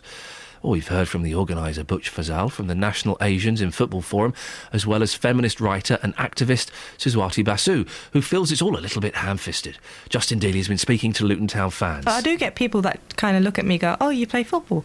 But it's kind of like, it's gone more of a, oh, you play football, can I come with you now? Or where do you play football? Let me come with you. And I think it's just that some people do have that stereotype that we can't play. Like, obviously I used to play for my high school, I play for the college now as well. So during the school, if you'd come out for training, they'd look at you first and be like, oh, what's she doing here? But then once you got the ball, once you started playing, it was like we were all the same. I think we played the wrong little bit of audio there. I think we may have played, indeed, the audio of our next guest. Imam Rashid, was that you we just heard speaking? Yeah, I think it was. Well, we don't need to speak to you. Thanks for coming on. Bye. I do apologise. Someone slipped in the wrong bit of audio, so I do apologise. Maybe we'll play the right one a bit later on. Now, you're going to be part of this Headscarves to Football Scarves group tomorrow. How did you get involved? Well, actually, first, I was just playing football for the college, and Butch noticed me in a headscarf while I was playing, and he called me to his office, and he told me what a big campaign this was. I had actually never heard of it before. I was just playing, and then Butch called me over to his office, and he explained to me this campaign, and he got me involved, and he got me on the level 1 course. So what is the point of the campaign? I think it is just to get more Asian girls involved because they feel like they can't obviously play because it's more of more of a men's sport or more of just women. Other women are allowed to play. So I think it's just to get them involved, get them to know that they can play if they want to. Isn't it a little bit patronising? Maybe it is, but I don't. Maybe it is patronising. I think, but then isn't going to do anything else for Asian women. Obviously in England, there's a lot of white people. So I think if Asian girls try to do anything's going to be patronising to them. If they try to break out of the norm, anything's going to be patronising. So I think if one person can take the step, then I think everyone else can follow. What confuses me slightly is the fact that these 100 or so women are all going to be sat together. So it's not really integration, is it? It's still more segregation. If they were kind of like mingling with people and, you know, but a group of 100 hijab-wearing women, it's not integrated, is it? No, obviously we're going to be sitting together, but that doesn't mean that they don't have to mingle with people. I'm pretty sure they'll be talking to the people around them, talking to the fans. But the people that will be around them will be other hijab-wearing women. Yeah, but other fans, like, obviously we're going to be together, but other Luton fans, because we're all from Luton, I suppose that we'd all be mingling together. But I think we're sitting together so that the other hijabi girls don't feel patronised. So, because obviously for most hijabi girls, this is going to be their first game. So obviously you want their first game to be one of the better experiences. What stops Muslim women going to football matches anyway? Why are they not going? If they're fans, if they enjoy the game and support the team, why aren't they going? Well, do you see many hijabi women going when it's pretty much male-dominated and pretty much not... I don't even see many women going to football matches nowadays because it's just so male-dominated, and a lot of males have that perception that it's a male game, like, why are women playing? So that's why women aren't going, because they perceive it as a male game? Yeah. Okay. Pretty much. And obviously every girl's different. They might have their reasons for not wanting to go. But, yeah. You're training as a football coach. What's it taken to get to that stage? A lot of hard work, actually, to be honest. Go on, tell me. Butch got me involved. It's not that hard, to be honest. Butch got me involved, and it's just a 5-day course. 2 days are your practice practical, and then you have first aid and safeguarding, and you've got your assessment. And it's a couple of hours in the weekdays, and then a full day in the weekend, and then you're done. Butch said this isn't a photo opportunity, but that's naive, isn't it, man? It is a photo opportunity, isn't it? And a great one at that. Yeah, maybe it is a photo opportunity, but it's just... other than that, it's bigger than that. Like, okay, it is a photo opportunity, and it'll be a great photo, and it'll be a great experience for many of the girls. But I think we can make it something bigger if we want to. Do you think it will have any lasting impact? What will change as a result of what you're doing? I think that in our college, especially, I've been going around and asking girls if they want to play football, and surprisingly, so many girls have said to me that if you're doing the coaching and if it's the only girls, I'll come and I'll practice a bit of football with you guys. And obviously I'd come training and stuff. And I think it's just that getting more girls to be involved. They'll feel more welcome into playing into the football clubs, or not even football, any other sport. They'll feel more welcome to come and join in. Iman, I appreciate your time this morning. Thank you very much. We can now go to the audio that Justin recorded earlier. This is him speaking to Luton Town fans. I think it's a good idea. Whether it will work, I don't know. When you say work, are you talking long term, or are you talking on Saturday itself? Long term. I think some of the fans going to the game might start taking the mickey. They probably will. And you're talking about Luton supporters, or are you talking about Luton and Chester supporters? I think both sets, because it's not an Asian thing, is it, going to a football match? Yeah, I think it is a good thing. Yeah, I mean, hopefully they'll go down there and they'll enjoy it, and they'll see the culture of football is completely different. Do you know what I mean? There's always a mindset that is quite very intimidating, the chanting and that goes on at football matches. But if they can overcome that, I mean, obviously there's a big thing about the racism in football and that, and it's a good thing that they're trying to do something to kick it out, really, in a way, because it should be for everybody. It's a sport for everybody. Everybody should be involved in it. Do you know what I mean? 08459 455 555 is the phone number if you want to have your say on that. Good idea, or a little bit patronising and probably won't achieve anything? What do you think? 100 hijab-wearing women going to Luton Town the weekend to watch a football match. 08459 455 555. Travel news for beds, cards and bugs. BBC Three Counties Radio. The A5 looking slow in both directions between Houghton Regis and Dunstable. And also on the speed sensors in Hitchin, the A602 still struggling heading towards the centre of town. In Hertford, the A414 on both approaches to the centre of town looking slow on the sensors. And the Park Street roundabout, the A414 looking very heavy as you head towards London Coney. Public transport has no reported problems. I'm Alice Glossop, BBC Three Counties Radio. Across beds, hearts and bugs. This is BBC Three Counties Radio.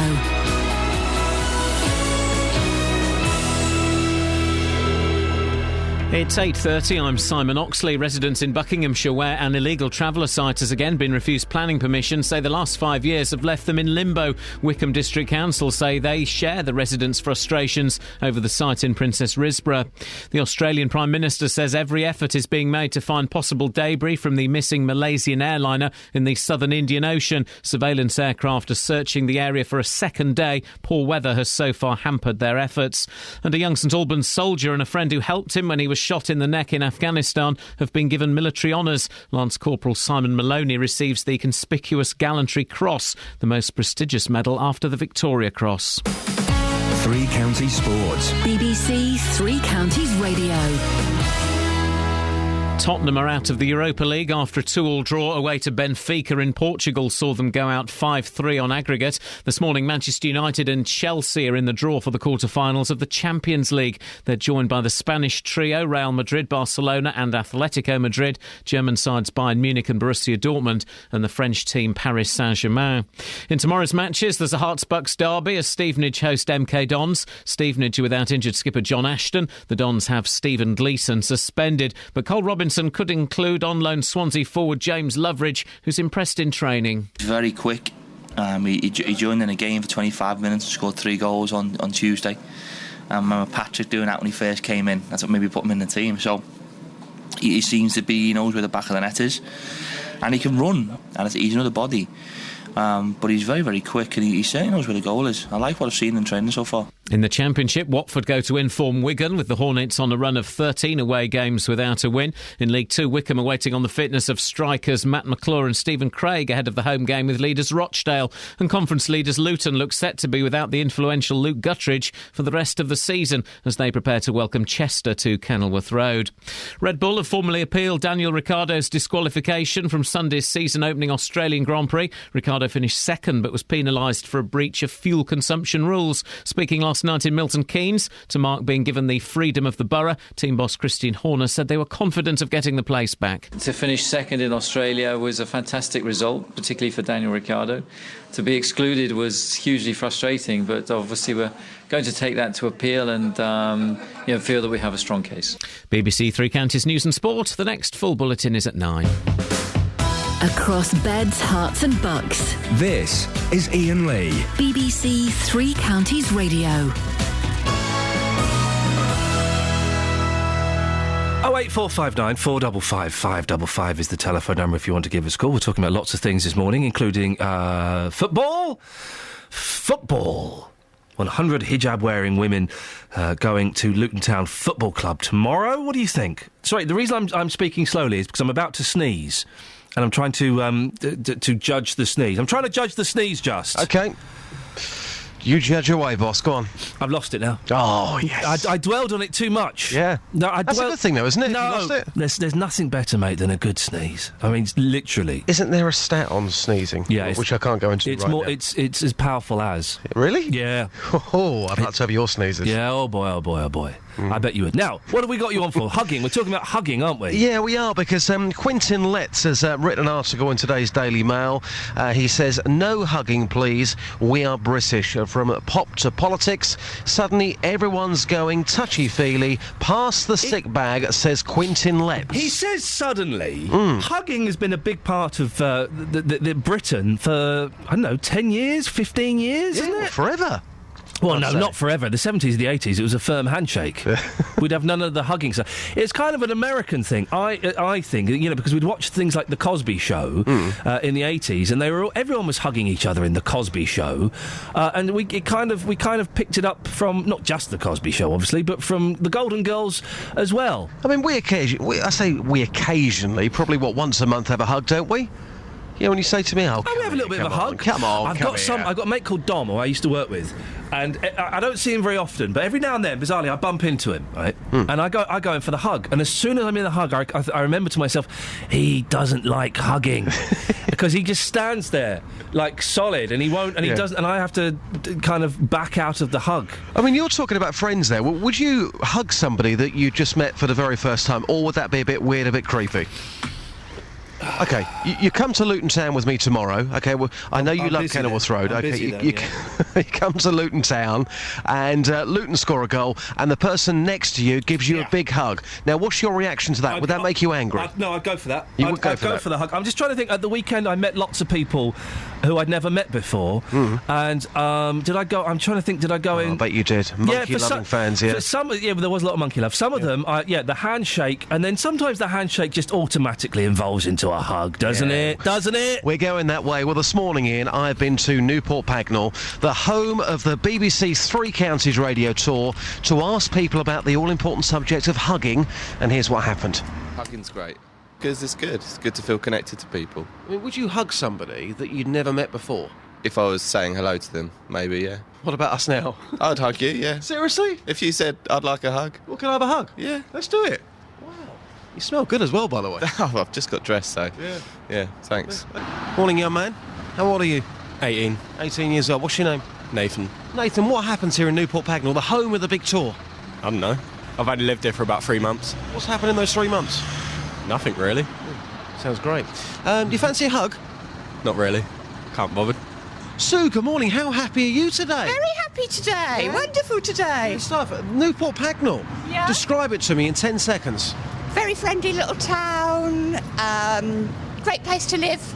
Now, hugging. Hugging, yeah.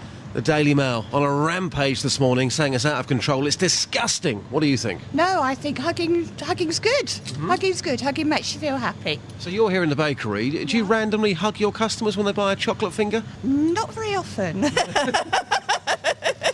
Perhaps I should. So are you talking about hugging with friends and family? Yeah, friends and family. Yeah. So a randomer like me, would you give me a hug? There you go. We'll get a kiss as well. Wow, it's all happening here today. I'm going to come back to Newport Pagnell more often. So, you think hugging's great? More of it. More of it, definitely. Listen, have a good weekend. And you, thank you. So, would you randomly hug somebody you met for the first time? Certainly not. Well, because it's a sign of intimacy, and I wouldn't be intimate with someone I was meeting for the first time. Right. Because I thought we were getting on quite well. We could have a hug here on the high street in Newport Pagnell. Well, not as far as I'm concerned. Okay, so... Listen, you look after yourself. Take care. Thank you. I like it. I like a good hug. I live on my own, so it's quite nice to have a hug every now and then.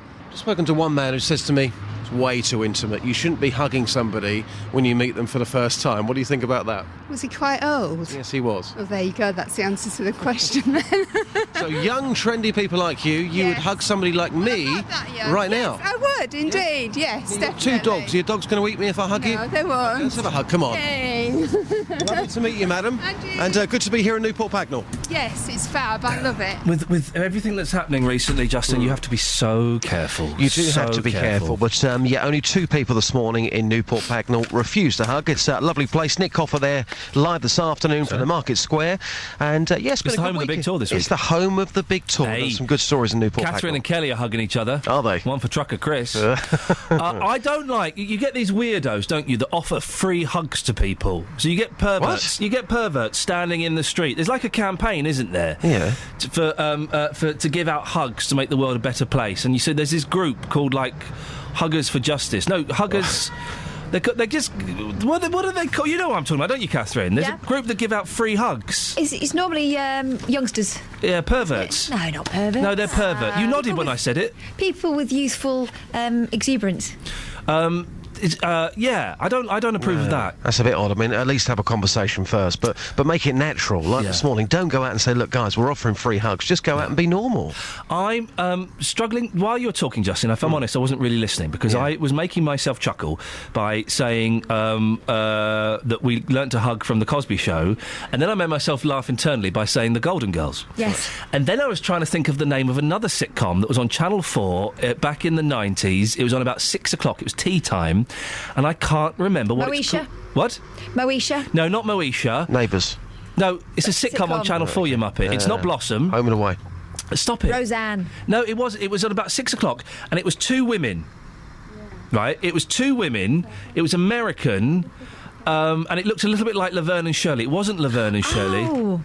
It had similar kind of opening titles to Laverne and Shirley. What, just two women that used to hug each other? No, that was the programme every They were week. best friends, weren't they? They were for best years? friends. I want to say Map and Lucia, but I know it's not Map and Lucia. Hadn't one of their husbands died, the other one had been separated. Yeah, ended yeah, up and they living had together. kids. Oh, who were It was they? something and something.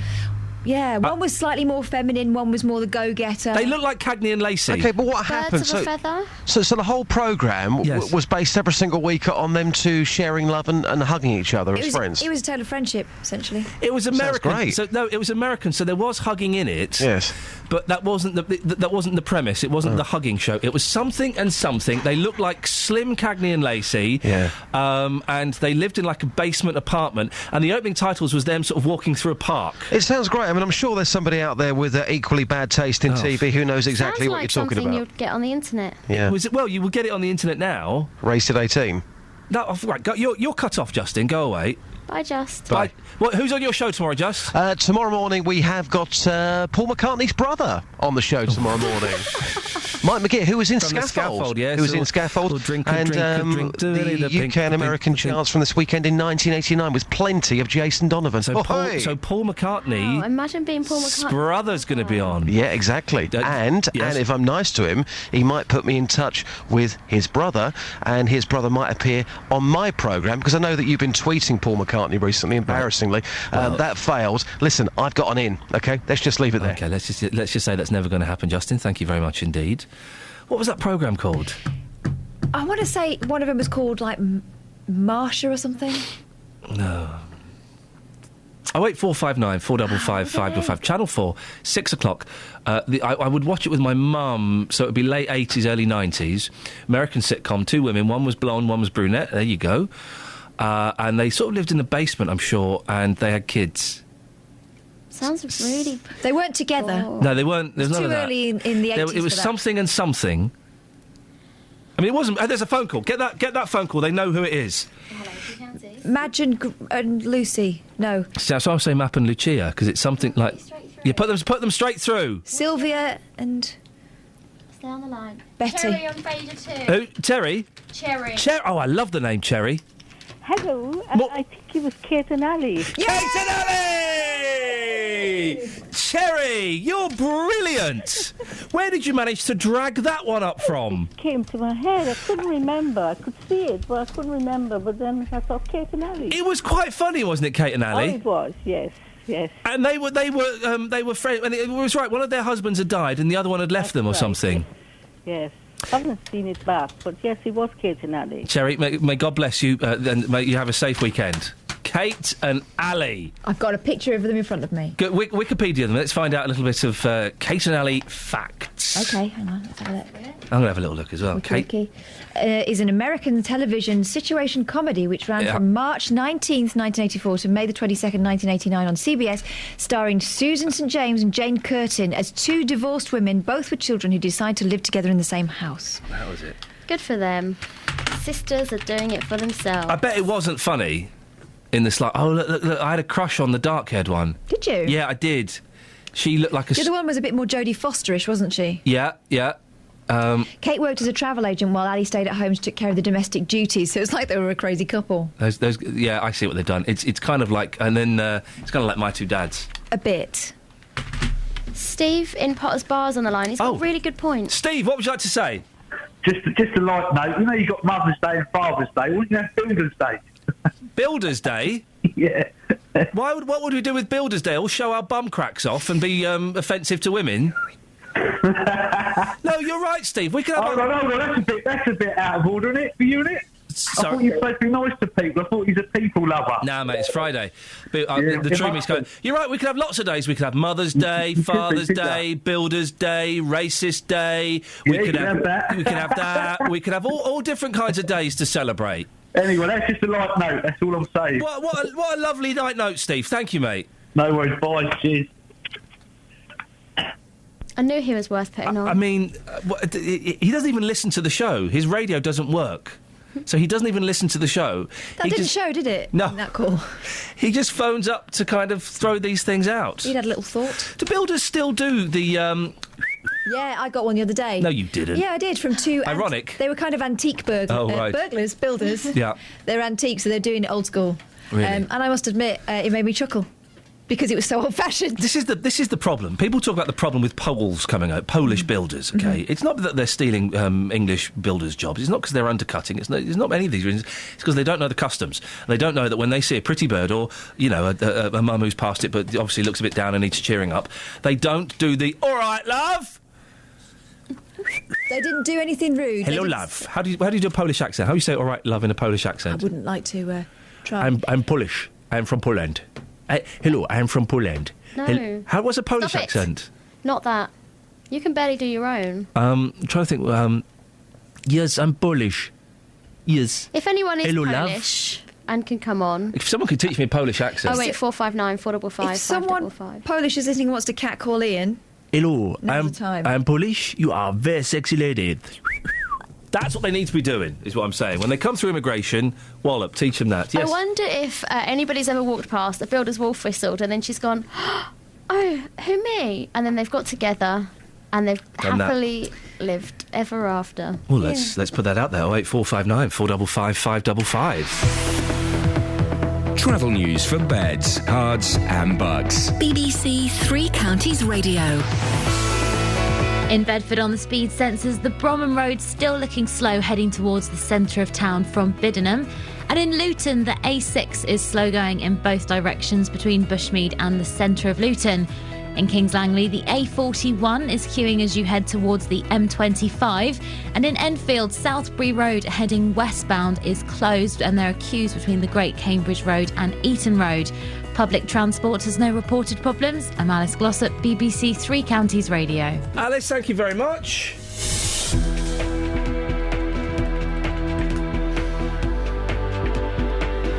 Right, it's 8:46. It's Friday, the 21st of March. I'm Iain Lee. These are your headlines on BBC Three Counties Radio. Residents in Buckinghamshire, where an illegal traveller site has again been refused planning permission, say the last 5 years have left them in limbo.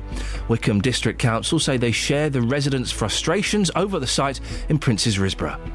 The Australian Prime Minister says every effort is being made to find possible debris from the missing Malaysian airliner in the southern Indian Ocean.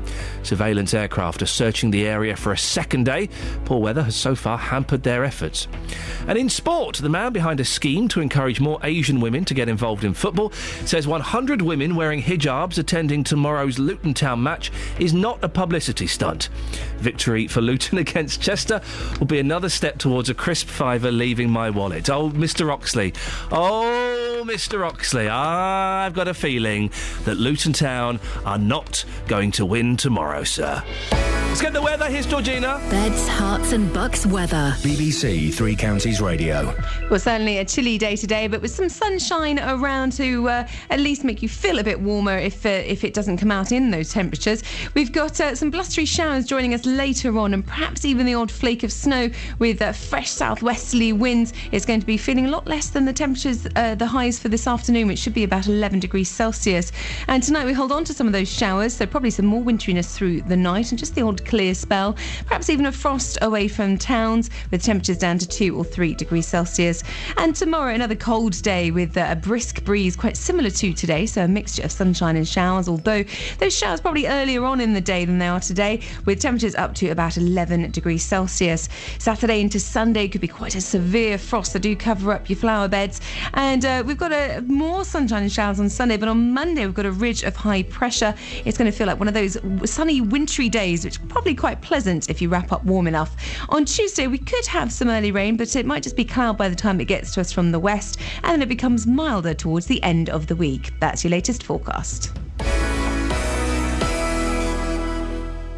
Every weekday from 3, Roberto Perrone. You told 580 gags in 1 hour. Can I test you for 1 minute? I spent the whole year trying to get into classical music. It took the 4 seasons. Weekdays from 3. We heard from Neil earlier on. He claims he was discriminated against and asked to leave a pub because he injected himself in public in full view. Insulin keeps my son alive, OK? If he doesn't inject, he'll die. Roberto Perrone. And I just thank you for the services that you do on here to help people like myself. Weekdays from 3 on BBC Three Counties Radio.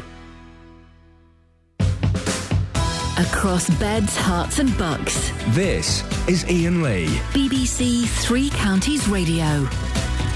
OK, last 10 minutes of the show, 08 459 455 555. I asked, you delivered. I wanted a Polish builder. We've got one. Pavel. Good morning, Pavel. Yeah, good morning. How are you? Yeah, I'm good, thank you, Pavel. Whereabouts in Poland are you from? From the place called Silesia, Śląsk. OK. It's south of Poland. Popatrz na moje ogórek. Sorry, what did you say? Oh, popatrz na moje ogórek. Popatrz na mój ogórek. Okay, yeah, look at my... Okay, right. Yeah, it means look at my cucumber. Doesn't it? Look at my cucumber, yes. Yeah, it means look at my cucumber. OK, he's actually Polish. I'm sorry we had to do that, Pavel. We sometimes, I don't know if you hear, we sometimes get prank callers pretending to be who they're not. I wanted to make sure you were a true I had Polish. one in the morning. Now listen, I love Polish builders. You lot did a cracking job on my loft conversion, but you don't know the British etiquette, Pavel. Mm-hmm. You don't know that when a foxy woman or a woman who's obviously past it and you're having a laugh with walks past, you're supposed to do the wolf whistle, all right, love, and all of that stuff. But I think it's just rude, to do this. It's not right. People don't whistle, to each other. It's rude, in my opinion. Is this because... That's why we don't do this. Pavel, is this because you can't whistle? Are you one of those men that can't whistle? No, of course I can whistle, yes. Then give me a...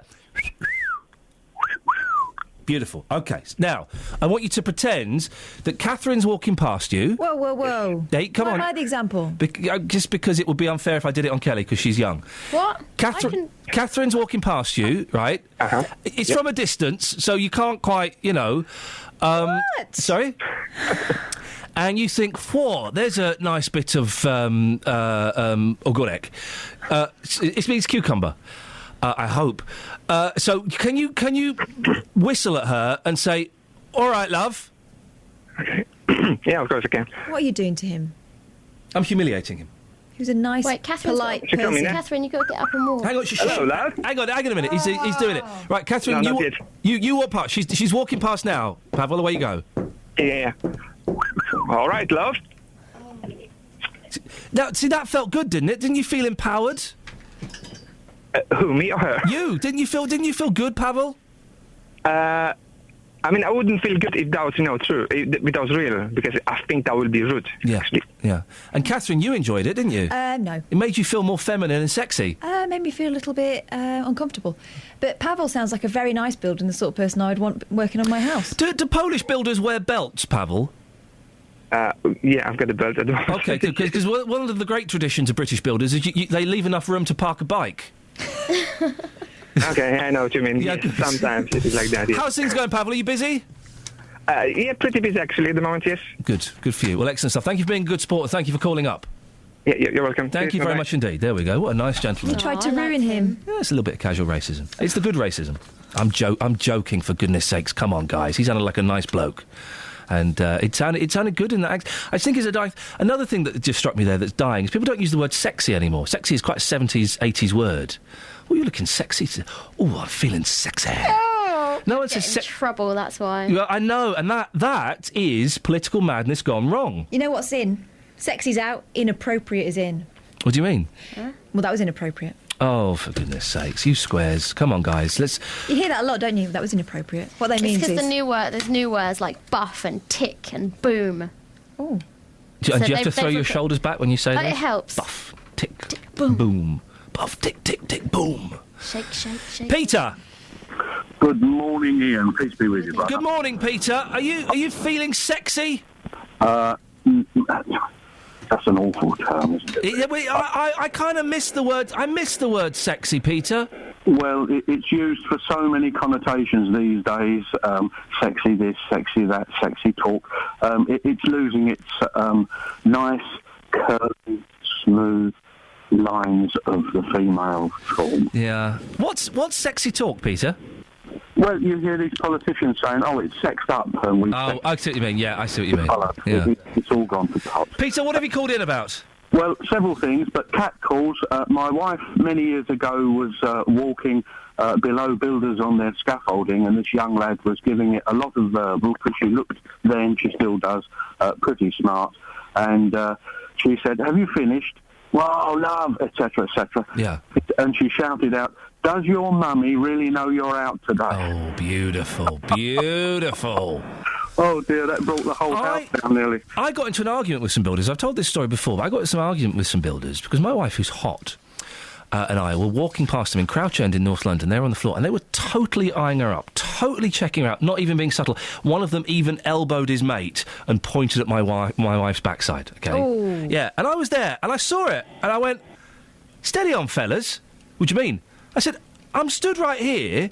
That's my wife. Can you stop doing that? And then they started having a go at me. And they were doing that thing where they're stood there, Peter, and I'm walking down the street. I was going to the gym. It was a long time ago. And we're sort of having an argument as I'm walking away. And then I said something to them, and I was wearing a green jacket, and maybe I had sunglasses on. And they went, why don't you F off Glenn Miller? They said I look like Glenn Miller. I said fair play. Actually, you've got that's quite a good insult.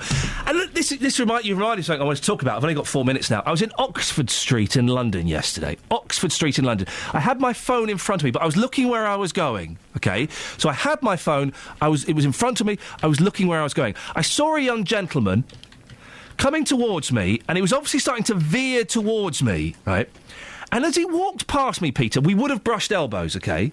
Yes. He went. Boom! And he whacked me with his arm, right? So my phone went spinning in the air. I caught it. And I turned round and went, oi, mate, why don't you... And I said it. I said, why don't you flip off? No, I didn't. I apologise. Let me get it right. Look where you're flipping going, right. I said. Because he did it deliberately. It was really hard. And he turned round. He told me to go away in no uncertain terms.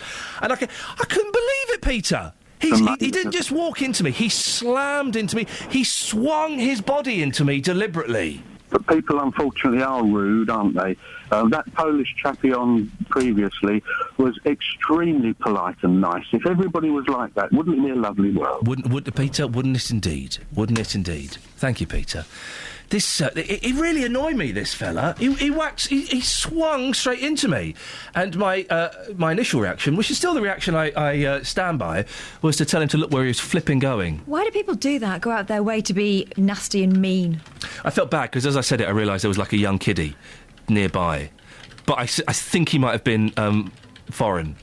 I'm hoping he was foreign and he wouldn't have understood. Sexy this, sexy that, sexy talk. You know, so I'm hoping he wouldn't have understood it, but it really got on my list. We had a call earlier on from Steve, a 35-year-old PE teacher, been training for 10 years, did Mustley studies, all of those kind of things. Sportingtons.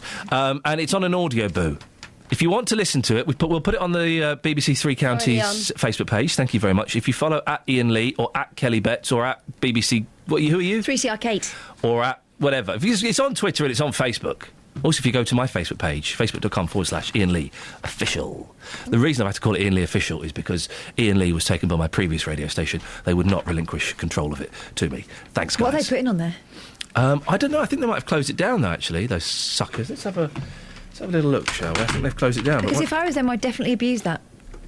Well, that's not really the attitude to have, is it? No, but you did to me, wouldn't you? Oh, what a surprise, my computer don't work. Here's the thing, don't try and do something quick on the computers at BBC Three Counties Radio, because it don't work. No, they've closed that page. Thanks a lot, guys.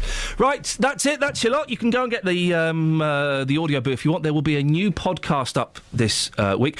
Kelly Betts, BBC Introducing this week, Saturday, 8 o'clock. Boom. OK. What should we be looking forward to? What should the kids, the 14, 15, 16-year-olds, be listening to? And Steve. How about the Unplugged live session by George Huxtable? A band I've never heard playing Unplugged. I know. Heathcliff Huxtable. What? That's how I used to talk, wasn't it? Stop being old. No, I'm doing Heathcliff Huxtable from the Cosby Show. That was what he used to say, wasn't it? Mm-hmm. He used to do all that stuff. Anyone? Now you just listen to me. The opposite of what you're hearing. Yep. Tune in to BBC Introducing tomorrow night from 8 p.m. Presented by Gary Floyd. Who actually speaks like that. Thank you very much indeed. Yes, of course he does, and that's how he got the gig, dear listener. Right, let's get the travel news now. Here's Alice.